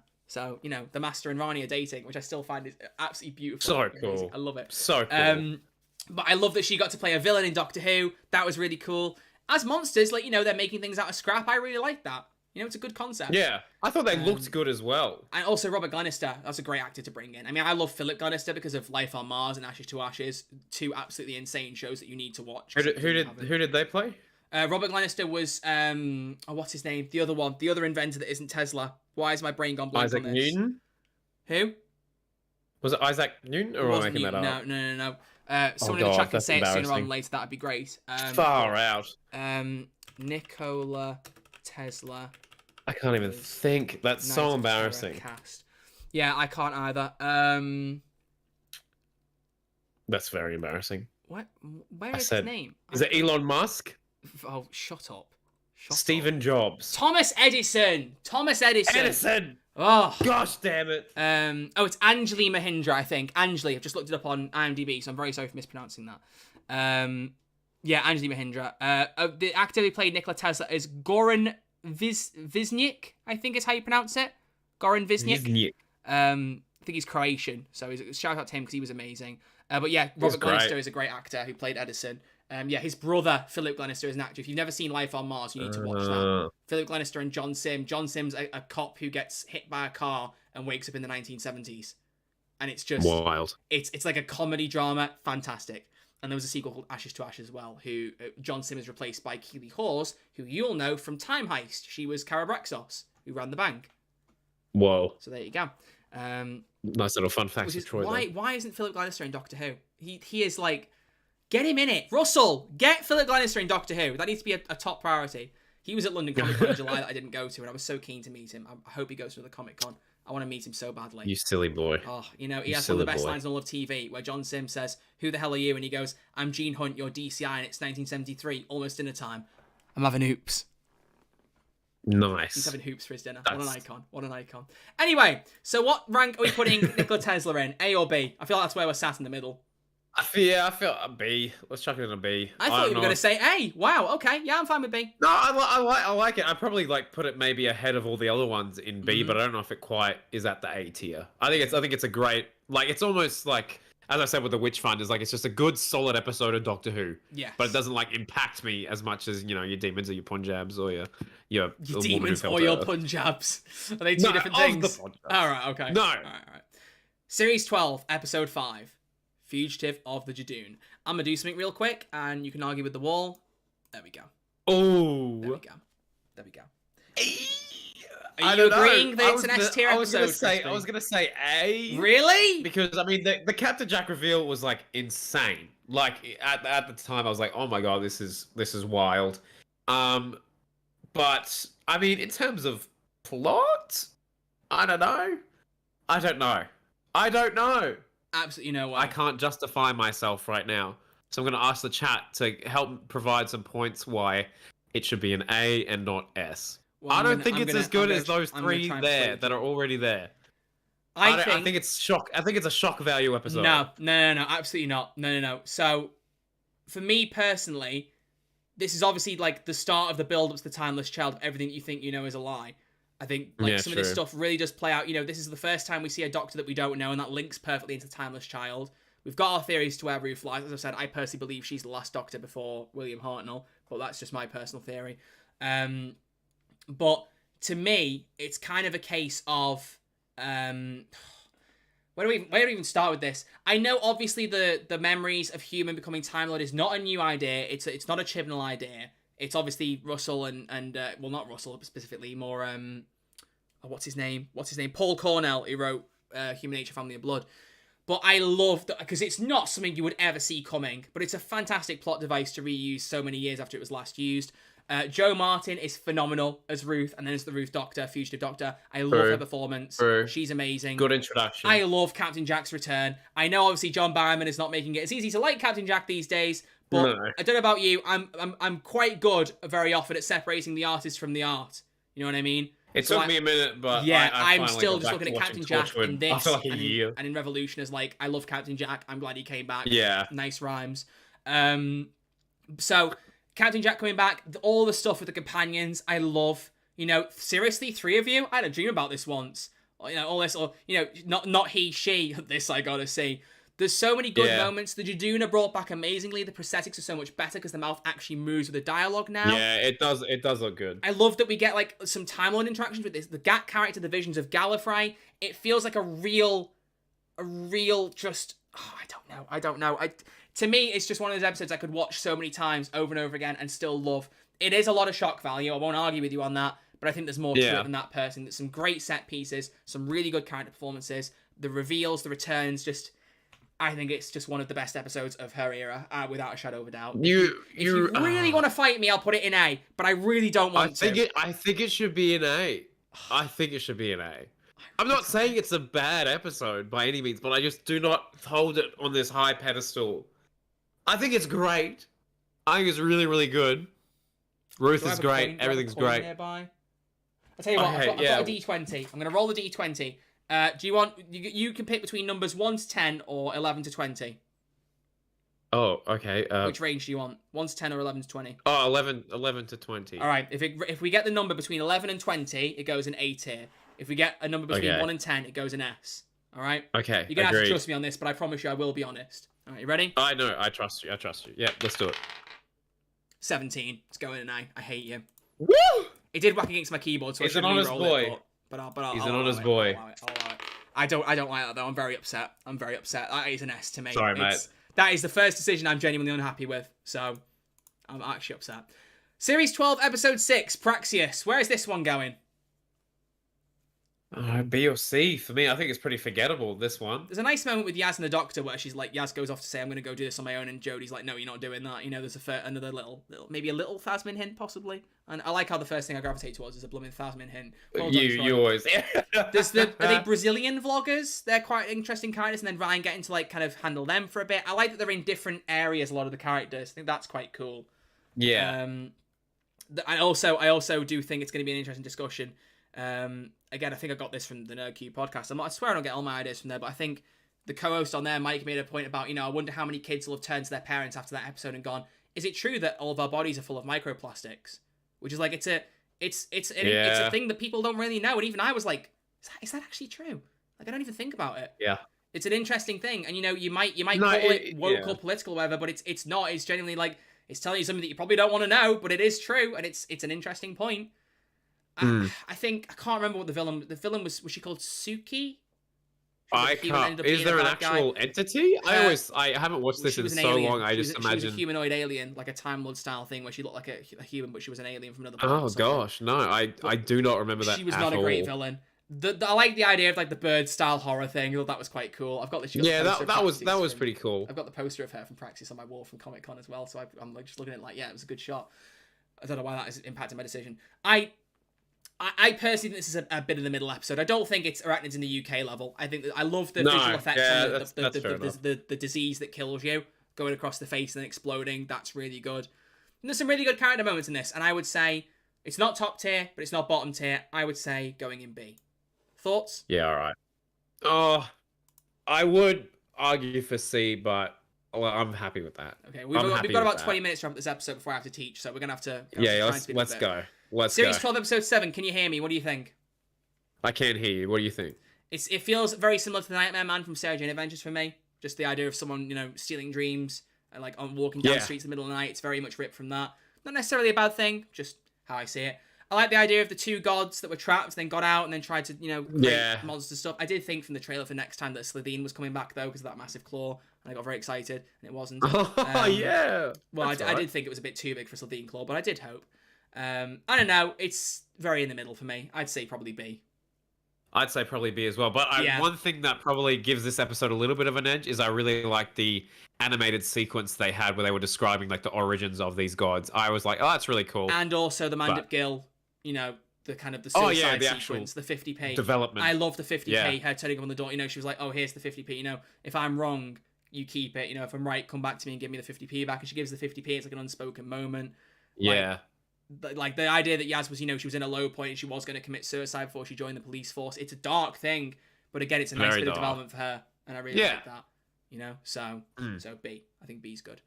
Series 12, Episode 8, The Haunting of Villa Diodati. Again, right in the middle of when everyone was criticising Doctor Who, or the people I was watching were, and I just didn't vibe with this episode. Every time I've seen it since, I have loved it. So my question to you is this: is it going in A tier or S tier? I'm gonna push for an S. And I was going to push for an A. Well, damn. But do you know what? I will willingly succumb to an S. I will happily. I'm not going to fight you over that. I'm not going to fight you over that. All right, let's do that. It is a great episode. It's really, really fun. It's such a good concept. I love that we get Alone Simon. Like, the whole theme of the episode kind of changes halfway through, which probably shouldn't work, but it really does. Ashad, as we've said, is one of the coolest villains in Doctor Who. The idea of the half-converted Cyberman, especially with it being teased by Captain Jack. Seeing that in execution was just absolutely phenomenal, and I was a big fan. I was a really big fan. It's just such a good point that you bring up where, like, when the Lone Cyberman rocks up, because none of us were expecting it, really. Exactly. And, it should not work. Mm-hmm. It should not have worked. But when that happened, I'm like, oh, they're not messing around. They're not messing around. And I think they do a really good job, and, like, the Doctor kind of loses in the end. Like, what happens with the Siberian? She gives the Siberian to Ashad, because she's like, save the poets, save the universe. That was like the one thing Captain Jack said not to do. The one, and her greatest Doctor moment possibly in all of her era. Oh, yeah.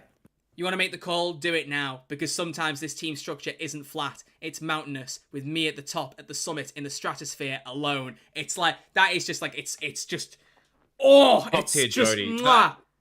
Can we please? For a lot of people, that was like their Jodie Doctor moment. They're like, I can't really see her as a doctor. And then when that happened, they're like, oh, wow. Okay, Why I have I get it. forgotten her name? Why have I forgotten her name? Why have I forgotten her name? Maxine Alston, isn't it? You Yeah, wrote that the wrote episode. it. Yes.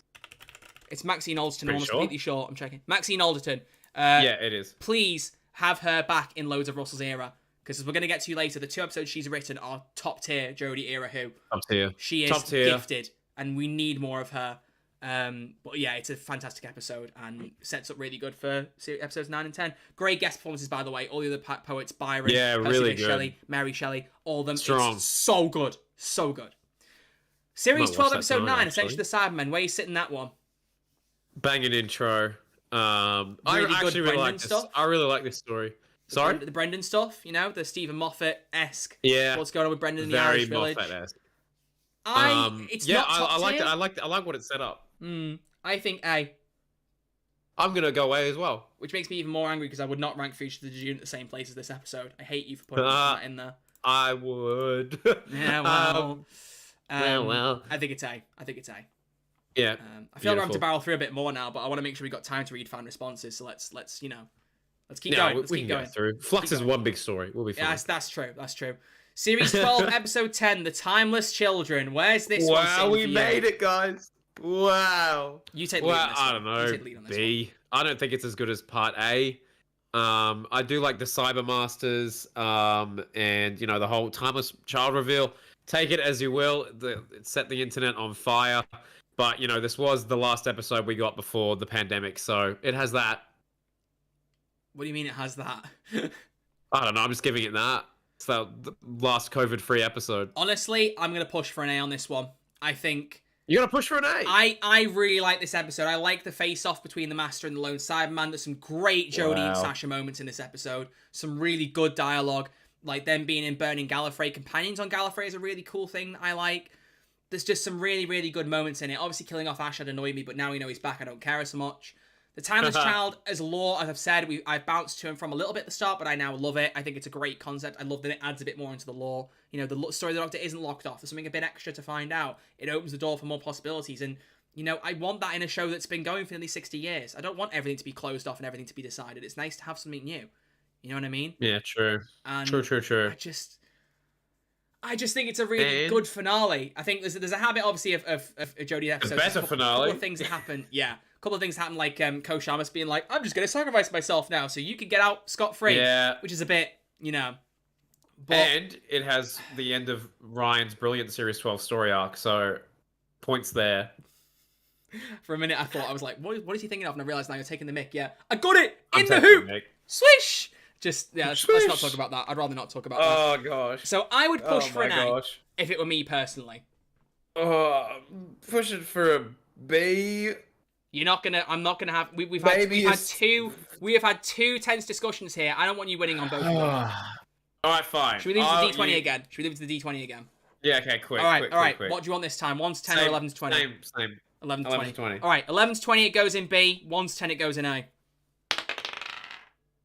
The D20 loves you. I actually hate this. All right, so it's in B. It's in B. It rolled on a 12. I'm upset. All right, let's move on now to the next New Year's special, Revolution of the Daleks. Can I just say right off the bat, one of the coolest Dalek designs of all time. I love the Defense Strong Agreed. Daleks. They look great. Agreed. Captain Jack coming back was Agreed. fantastic. I think Agreed. him and Jodie hit it off fantastically. Their chemistry is amazing. Agreed. Ryan and Graham's exit genuinely makes me tear up. Like, I was actually crying when they left, and that was from Agreed. someone who wasn't that As into did I. Ryan. It was so well done. There's some really good stuff here. Jack Robinson, a character that didn't need to come back, and yet, even though he did, was fantastic. I think pretty it was good. a really, really good character. And I like that he wasn't pure evil. I love that when Leo said he cloned the cells to create the Dalek, even Jack Robinson was like, "What are you doing? Kill it off." You know, I like a villain that has like a moral compass. You know what I mean? Yeah, somewhat. He's out of to a back moral himself, but he isn't completely irredeemable. Yeah. So for me, it's a really strong episode, and also has one of the greatest shots in Doctor Who of that TARDIS floating in the sky and The all the TARDIS? Daleks Oh circling my around. gosh. It's so good. It was my background for a while. Yeah. Oh, I don't blame you. So, I kind of want to push for an S on this, because for a while this was my favourite Jodie Whittaker episode. Really? I don't think it is now, but it was up there. So I can't say that and then not push for it to go in S. And the chat are kind of saying around A as an average. But I'm going to say A. That's where I would put it, personally. Can you let me have this one? If you want it, you can have it. I'm putting it in S. You can have it. It's a longer episode. I also, people didn't like that she broke out of prison within the first 20 minutes. What did you expect? Don't care what anyone says. It introduced a cool concept with Yaz. You know, you could kind of see how overly attached Yaz was becoming. And, you know, I think some people at the time were like, really? So she's going to be that angry after 10 months? Well, you can see now because there's romantic feelings. That's why. It was like she'd lost her partner. So I think that performance was really good as well. So for me, it's an S. I don't care. All right. Now we move on to one of my favourite series of all time, Doctor Who Flux. So, Flux. 6 parts. It's the Flux. The Halloween Apocalypse, War of the Sontarans, Once Upon a Time, Village of the Angels, Survivors of the Flux, and The Vanquishers. Now, conveniently, I rewatched some reactions to this yesterday from Blind Wave, who I've shouted out before. Did so you? I thought that would be a good thing to just kind of recap this and watch what they were saying. I was like, this will be handy for the tier list. So I've got the key plot points in the back of my head again, so I can kind of remember some of the stuff. Okay. So, I think we should just barrel through these because I wanted us to kind of get onto fan response and we're really running out of time. So, let's go. Let's try and bounce through them. So, Halloween Apocalypse, what grade would you give that? I would personally give it an A. I would give it an A as well. I think it's a fantastic opener. Right. I love what it sets up. It has got a lot cooking. There's a lot of different things set up that are quite confusing. It's got a bit too much cooking, but there's a lot of tension. It felt exciting. Yeah, a lot of tension. A fantastic cliffhanger with the TARDIS and the Flux. Like, I was genuinely, like, it's one of those times where you're annoyed to hear the klaxon and you're like, oh no, really, next time? Oh. Yeah, come on. The introduction of John Bishop. Need I say any more? Moving on. Series 13, Episode 2, War of the Sontarans. Where's this one sitting for you? Oh, you pronounced it wrong. It's Zontarans. Shut up. Where's it going? S? S, mate. War of the Sontarans. I agree. I think it's probably the best use of Sontarans in modern Doctor Who. I love the performances. I love the new costumes. I love the setting in the Crimea. It looks great. I also love the stuff in Liverpool. It looks really, really John good. Bishop with the walk. I mean, you can't discount that. Especially when he waddles like he's a penguin with the walk. It's great. It's top tier Doctor Who. It's a fantastic episode. Very, very, very strong. Really well done. And I think, like, in terms of Flux, like, maybe the entire thing, maybe apart from Village of the Angels, I think it's the best looking episode. Like, the sheer scale of this, like the war, the battle scene, unreal. How they pulled that off in a pandemic, I don't know. Someone should make a video on that one day. I don't know. It'd be great. It would be really interesting. You should do that. Series 13, Episode 3, Once Upon a Time. This one got some flack for kind of breaking the pace a little bit, but I love this because it explains some backstories for characters that you kind of needed, especially for Vinda. I loved getting some more time it was Vinda. More Vinda's episode. Hey, it set up the backstory of the Grand Serpent, who I know was a strange villain. You know, we thought he was just one and done in that episode, then suddenly is a main villain at the end of Flux, which I will admit was a strange decision the way that was set up. But I didn't mind it because I did really like him. I loved Craig Parks, I think his name is. His performance was great, so I'm not bothered by that. I love we get a bit more time with the Roof Doctor. We get to see more of what she was like as a Doctor, even though it's through Jodie's eyes, which is... I would have liked to have seen Joe Martin chew up the scenery, but I kind of like how they did it as well. It's a bit weird. It gives us some idea that, there were 3 companions, that one of them was Carvanista. You start to go, well, hang on, Carvanista knows Doctor more than you think. And these are the companions, but I like that we view it as our modern companions playing them. That was a really cool idea. Getting a bit more just of, like, Yaz and Vinda in the background, and also the introduction of Belle, who was one of my favourites of Flux. She was like a standout Belle's character. Good. Belle is quite good. So, for me, if you say B, which I feel like you're going to, I will accept. But I would kind of push for an A on this one. But B, I'm okay with. I'm gonna say B on that. I do like this story. I feel like it's definitely in between B and A for me because I don't know. It feels almost feels like a Moffat episode. It's all like here, there, and everywhere. Wow. But I like it. I like Dylan it. in the it's chat. Fun. So slow, confusing, awful effects. Nope. D tier. Sorry, not agree with you on that one. Sorry, mate. Nah. I love Mr. Scarlo just saying, I'm going to walk right out of here. Yeah, that was one of the best lines. I'm going to walk right out of here. Rewind to episode 2, One of the Sontarans, because every time I go to the pierhead now in Liverpool, which isn't very often, or I walk past it, and I'm like, either talking to my mum, or like I'm texting her, I'll be like, I was just looking for the pierhead. Like, I always say it now, because that was his line. I love it. yeah. Like, it's just, all right, La, I was just looking for the pierhead. You say it very well. It's great. You say it very well. Well, you are, yeah. Well, I am from near Liverpool, so you would expect it, hopefully. Yeah. Series 13, Episode 4, Village of the Angels, S tier. Moving on, Series 13, Episode 5. No. Probably I best agree. use of the Weeping Angels. One of the best cliffhangers in modern Doctor Who, her becoming a Weeping Angel. Don't care that she's undone immediately. The idea was just, it was the shock factor of she's a Weeping Angel. Cool. And the idea was she was in Weeping Angel cool. form. And in episode 5, it kind of shows, this is what it's like. You're in stone when they can't be seen. You come out while you're in Weeping Angel form and no one's looking. It's great. Yeah. But that concept of the village at 2 different points of time, this happened before in 1907 or 1901 or whatever. Claire was great. Jericho, Kevin McNally, he is just so Jericho.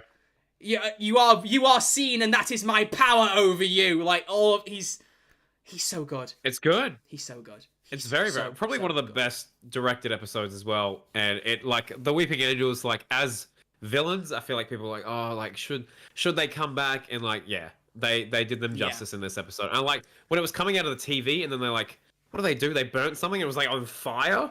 I don't know. It was sick. It was awesome. always, just. Oh, I don't know what I was going to say there. I've lost my train of thought, but I was going to say something. I can't remember what it was. Whatever. Oh yeah, I've always been against the idea that Weeping Angels have got worse as they've gone along. And this episode, if it hadn't already proved it wrong. Yeah. Because that was just, it was top tier. And shout out one time lady in the chat for saying the episode came out on her birthday. Very cool. Oh, well, happy birthday Series for them. 13, Episode 5, Survivors of the Flux. This one was kind of a little bit weaker, I'll be honest. I'm really glad we got some stuff with Tactian. People really say that we didn't get much the Timeless Child in there, but like it's explained, the Flux was created because the Division don't like the Doctor is changing what they want in the universe. The Doctor's interfering too much, so the Division have gone, right, bum this, let's destroy the universe and go operate another one. That was like, that's a big thing for lore. But as an episode, generally, there's not as much going on. There's not much going on. I don't know. Probably my least favourite episode of Flux out of the 6, if it were me. Almost agree with you there. Troy. I do. Shut up. I do like Yaz, Dan, and Jericho on their own little adventure together. Yeah, I love that. That's fun a little bit, but like that, it doesn't like amount to much. I don't know. I want to put it in B. One. I want to put it in B. I think it's weaker than Once Upon a Time. I'm gonna say C. I'm pushing for a C on that one. Right. I'll let you have that. Fine. I'll let you have that. That's okay because it is weaker than Once Upon a Time, and that's in B. So I'll shift for that. That's fine. Oh boy. Crack your knuckles, everyone. Series 13, Episode 6, The Vanquishers, the finale of Flux. I have always liked this finale. I do think it bit off more than it could chew, and that was very obvious from the fact that they split Jodie Whittaker into 3 places just so they could tie up everything. Yeah. But I have to be honest, the biggest crime of this episode is not addressing whether you've undone what the Flux did to the universe. Because at no point in that episode do they say, most of the universe is gone. Jodie makes a point in episode 5. Where's the rest of the universe? It's all gone. The Flux destroyed it all. They don't specifically specify that it's been undone. Now, Swarm and Azure said, we can undo and redo the Flux. And I thought, it would have been obvious that Jodie would have gone, great, that's my way to undo it. I'll stop them and undo the Flux with however they were doing it. Yeah. I'm guessing she did that because, John Bishop says, like, in Eve the Daleks, you saved the universe last week. Blah, blah, blah. And also, when she's fixing the TARDIS in Eve the Dalek, she does say something about clearing up Flux debris, as well as fixing the TARDIS. Is fixing the TARDIS also undoing the Flux, maybe? I don't know. It's badly explained. So that's a huge downvote for that episode. But I do like it. I don't think it's the best, finale. Not by any stretch of the imagination. So, Crispy, go for it. Go crazy. I just think...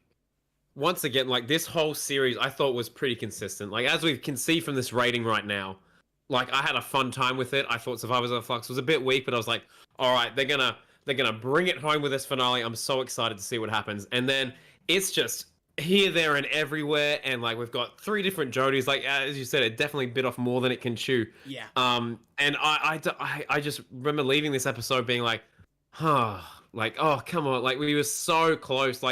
If this nailed it, it probably would have been higher than Series 12 in my ranking. So I don't know. I don't know if this is my favorite. I don't know. I think it was just a bit of a letdown. I think I set my expectations too high for this, and I allowed myself to get more disappointed than maybe I should have. So I like the Suntarans came back. I like they got to kind of lead. That was it was nice. It does have a finale vibe. You wouldn't think Suntarans could beat Daleks and Cybermen, but they, with cunning and planning, they actually managed to that was actually them and let the Flux eat them up to kill the Daleks and Cybermen. That was clever. That was smart. Also, seeing Suntarans all the way through Liverpool was a big personal love for me. I don't think this is as bad as Survivors as the Flux. I think this is probably more Once Upon a Time level, maybe a bit better than Once Upon a Time. I would push for a B. I know you're not going to want to do that. Where are you going to... You're going to push for C, aren't you? I'm going to push for a C, but I don't know. I want to say B. I really want to say B. I'm going to push for C purely because Kate Stewart. What, because she wasn't used very much? Because she had like 3 lines. And then like at the end, there's like a jump scare when she rocks up. You're, oh, you're still here. Shall I leave it to the D20 yeah, again? let's do it. Yeah, let's do it. Please, for the love of God, love me this time. Are you going 11 to 20 again? Yeah, I'm sticking with that. All right. Thank you, D20. I got a number 9. I get my way. Finally. God, okay, so Vanquishes is going in B. That one hurt. That one hurt me. Now you know how I feel when you got me to put Fugitive of the Jadoon in A. I felt just as bad. Oh, yeah. Now you understand. Okay. All right, and we wrap up very quickly with our 2 remaining specials, Eve of the Daleks and Legend of the Sea Devils. Where's Eve going for you? A? Yeah, I don't know. I don't know whether I like this one more or less than Revolution. I remember when we watched this, interestingly enough, my mom said this was her favourite episode of Jodie's Run when we finished Eve of the Daleks. I think it's a great one, and it's like it's a byproduct of the pandemic. Like Chris wrote this during the pandemic. Yeah, he had a plan and then scrapped it and wrote this in like a week, he said. Yeah, absolutely scrapped. And I think the time loop, minimal cast, I think it's a fun time. I think it's a really, really good performance. She's iconic. I love her. So good. And we need more like that. That was brilliant. Like the reveal. I love that Dan is the one to call it out and say that to Mandip when you get a great performance from Mandip as a result. Like there's a really good, like kind of raw performance there.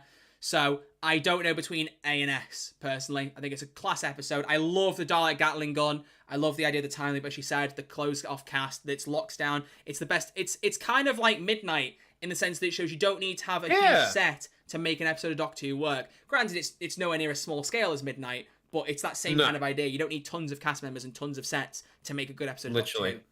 So where do you want to really put it? S or A? I'm gonna say A. You're gonna say A?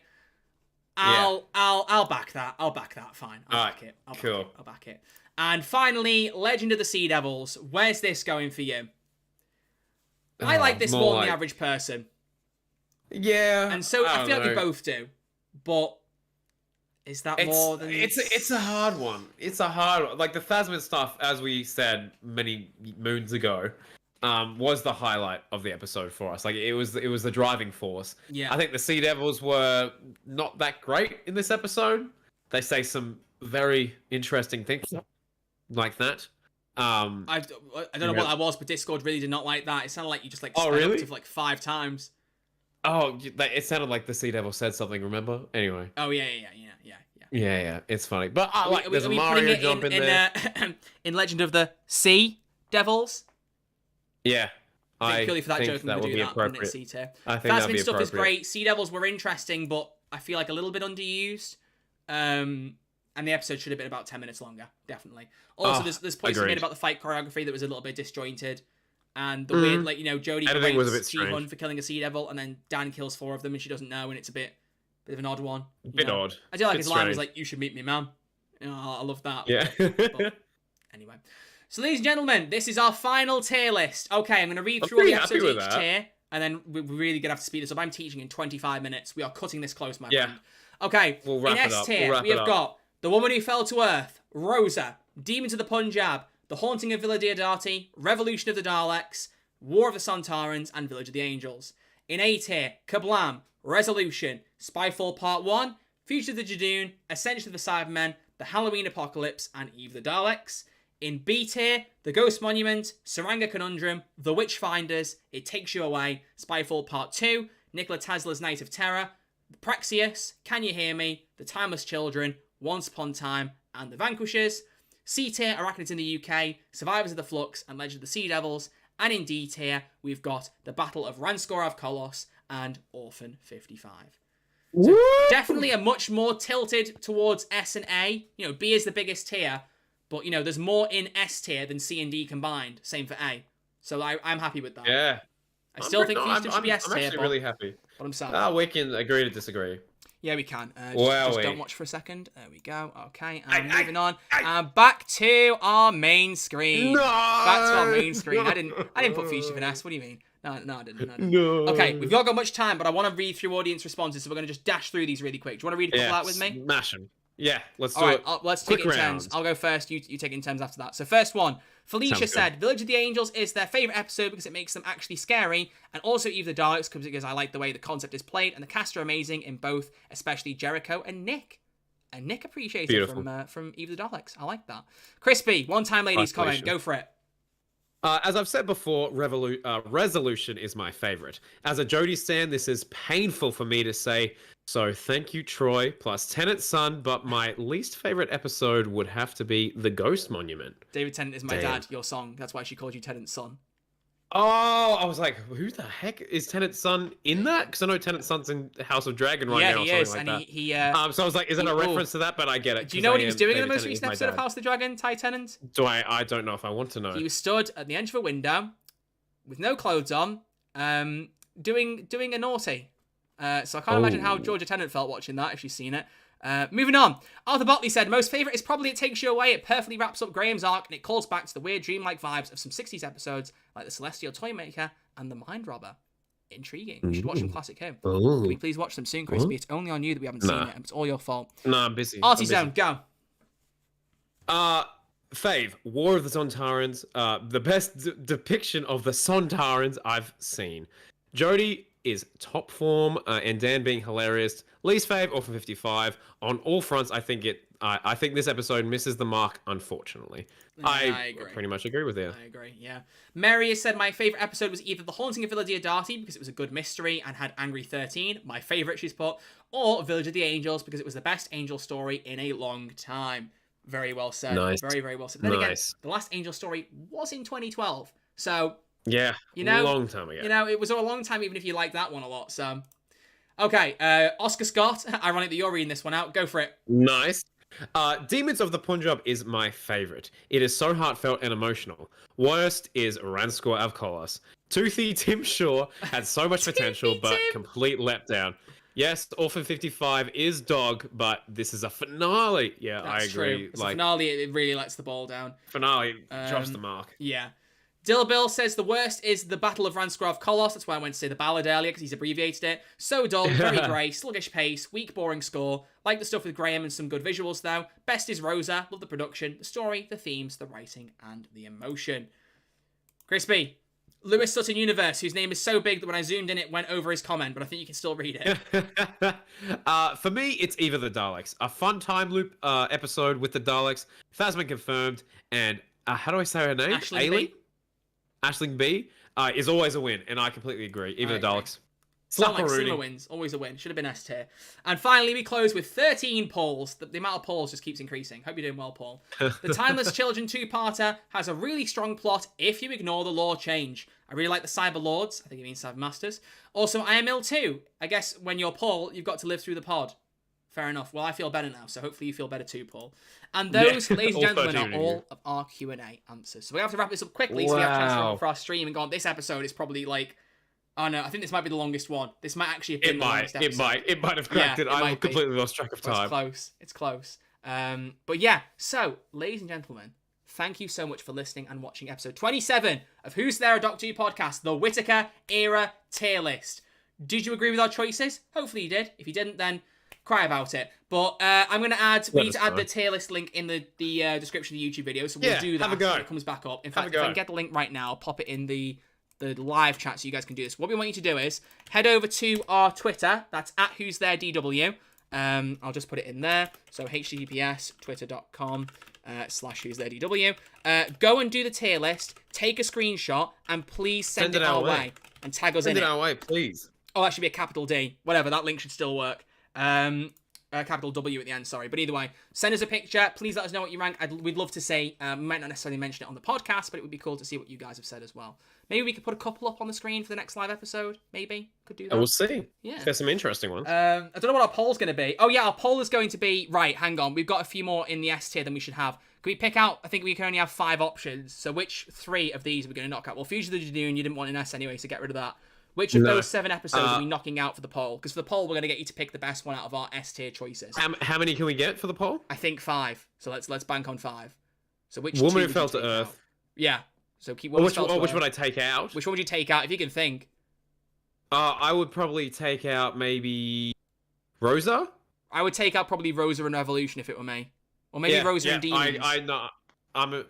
Rosa Revolution for me. Okay, so Woman Who Fell to Earth, Demons of the Punjab, Villa Diodati, War of the Sontarans, Village of the Angels. There are 5 poll choices, yeah? Yeah. Cool. Yeah. All right. Cool, Which one do you think is the best? Is the question? Yeah, we'll ask you in the poll. So get ready on YouTube and Spotify to answer that. That's going to be one interesting one for you. Yeah. And then the poll, very interesting. the Q&A this time will be what your favourite episode of your favourite regeneration story is. You can mention Classic here if you want, but obviously we aren't informed to talk about that. Again, blame Crispy. I've been waiting to watch this stuff for literally 2 months, and it's not my fault.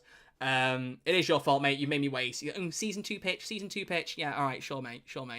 It's all your Season fault. 2 pitch? Yeah, well, you know what? Let's get started with Season 2 pitch. See what I did there? Nice. So, thank you all very much for watching. We will see you all next week. Remember, YouTube audience will be live again next Thursday, 11:30 a.m. BST, 8:30 p.m. AEST, and whatever other time zone. Do some converting, whatever. But thank you all very much for listening and watching, and we will see you all next week with episode 28, The Best Regeneration Stories. Woohoo! Thank you all for watching, and we'll see you all next week. Alon Z, baby. Alon Z, baby. And there we go. We'll cut that off there. Cool. Right.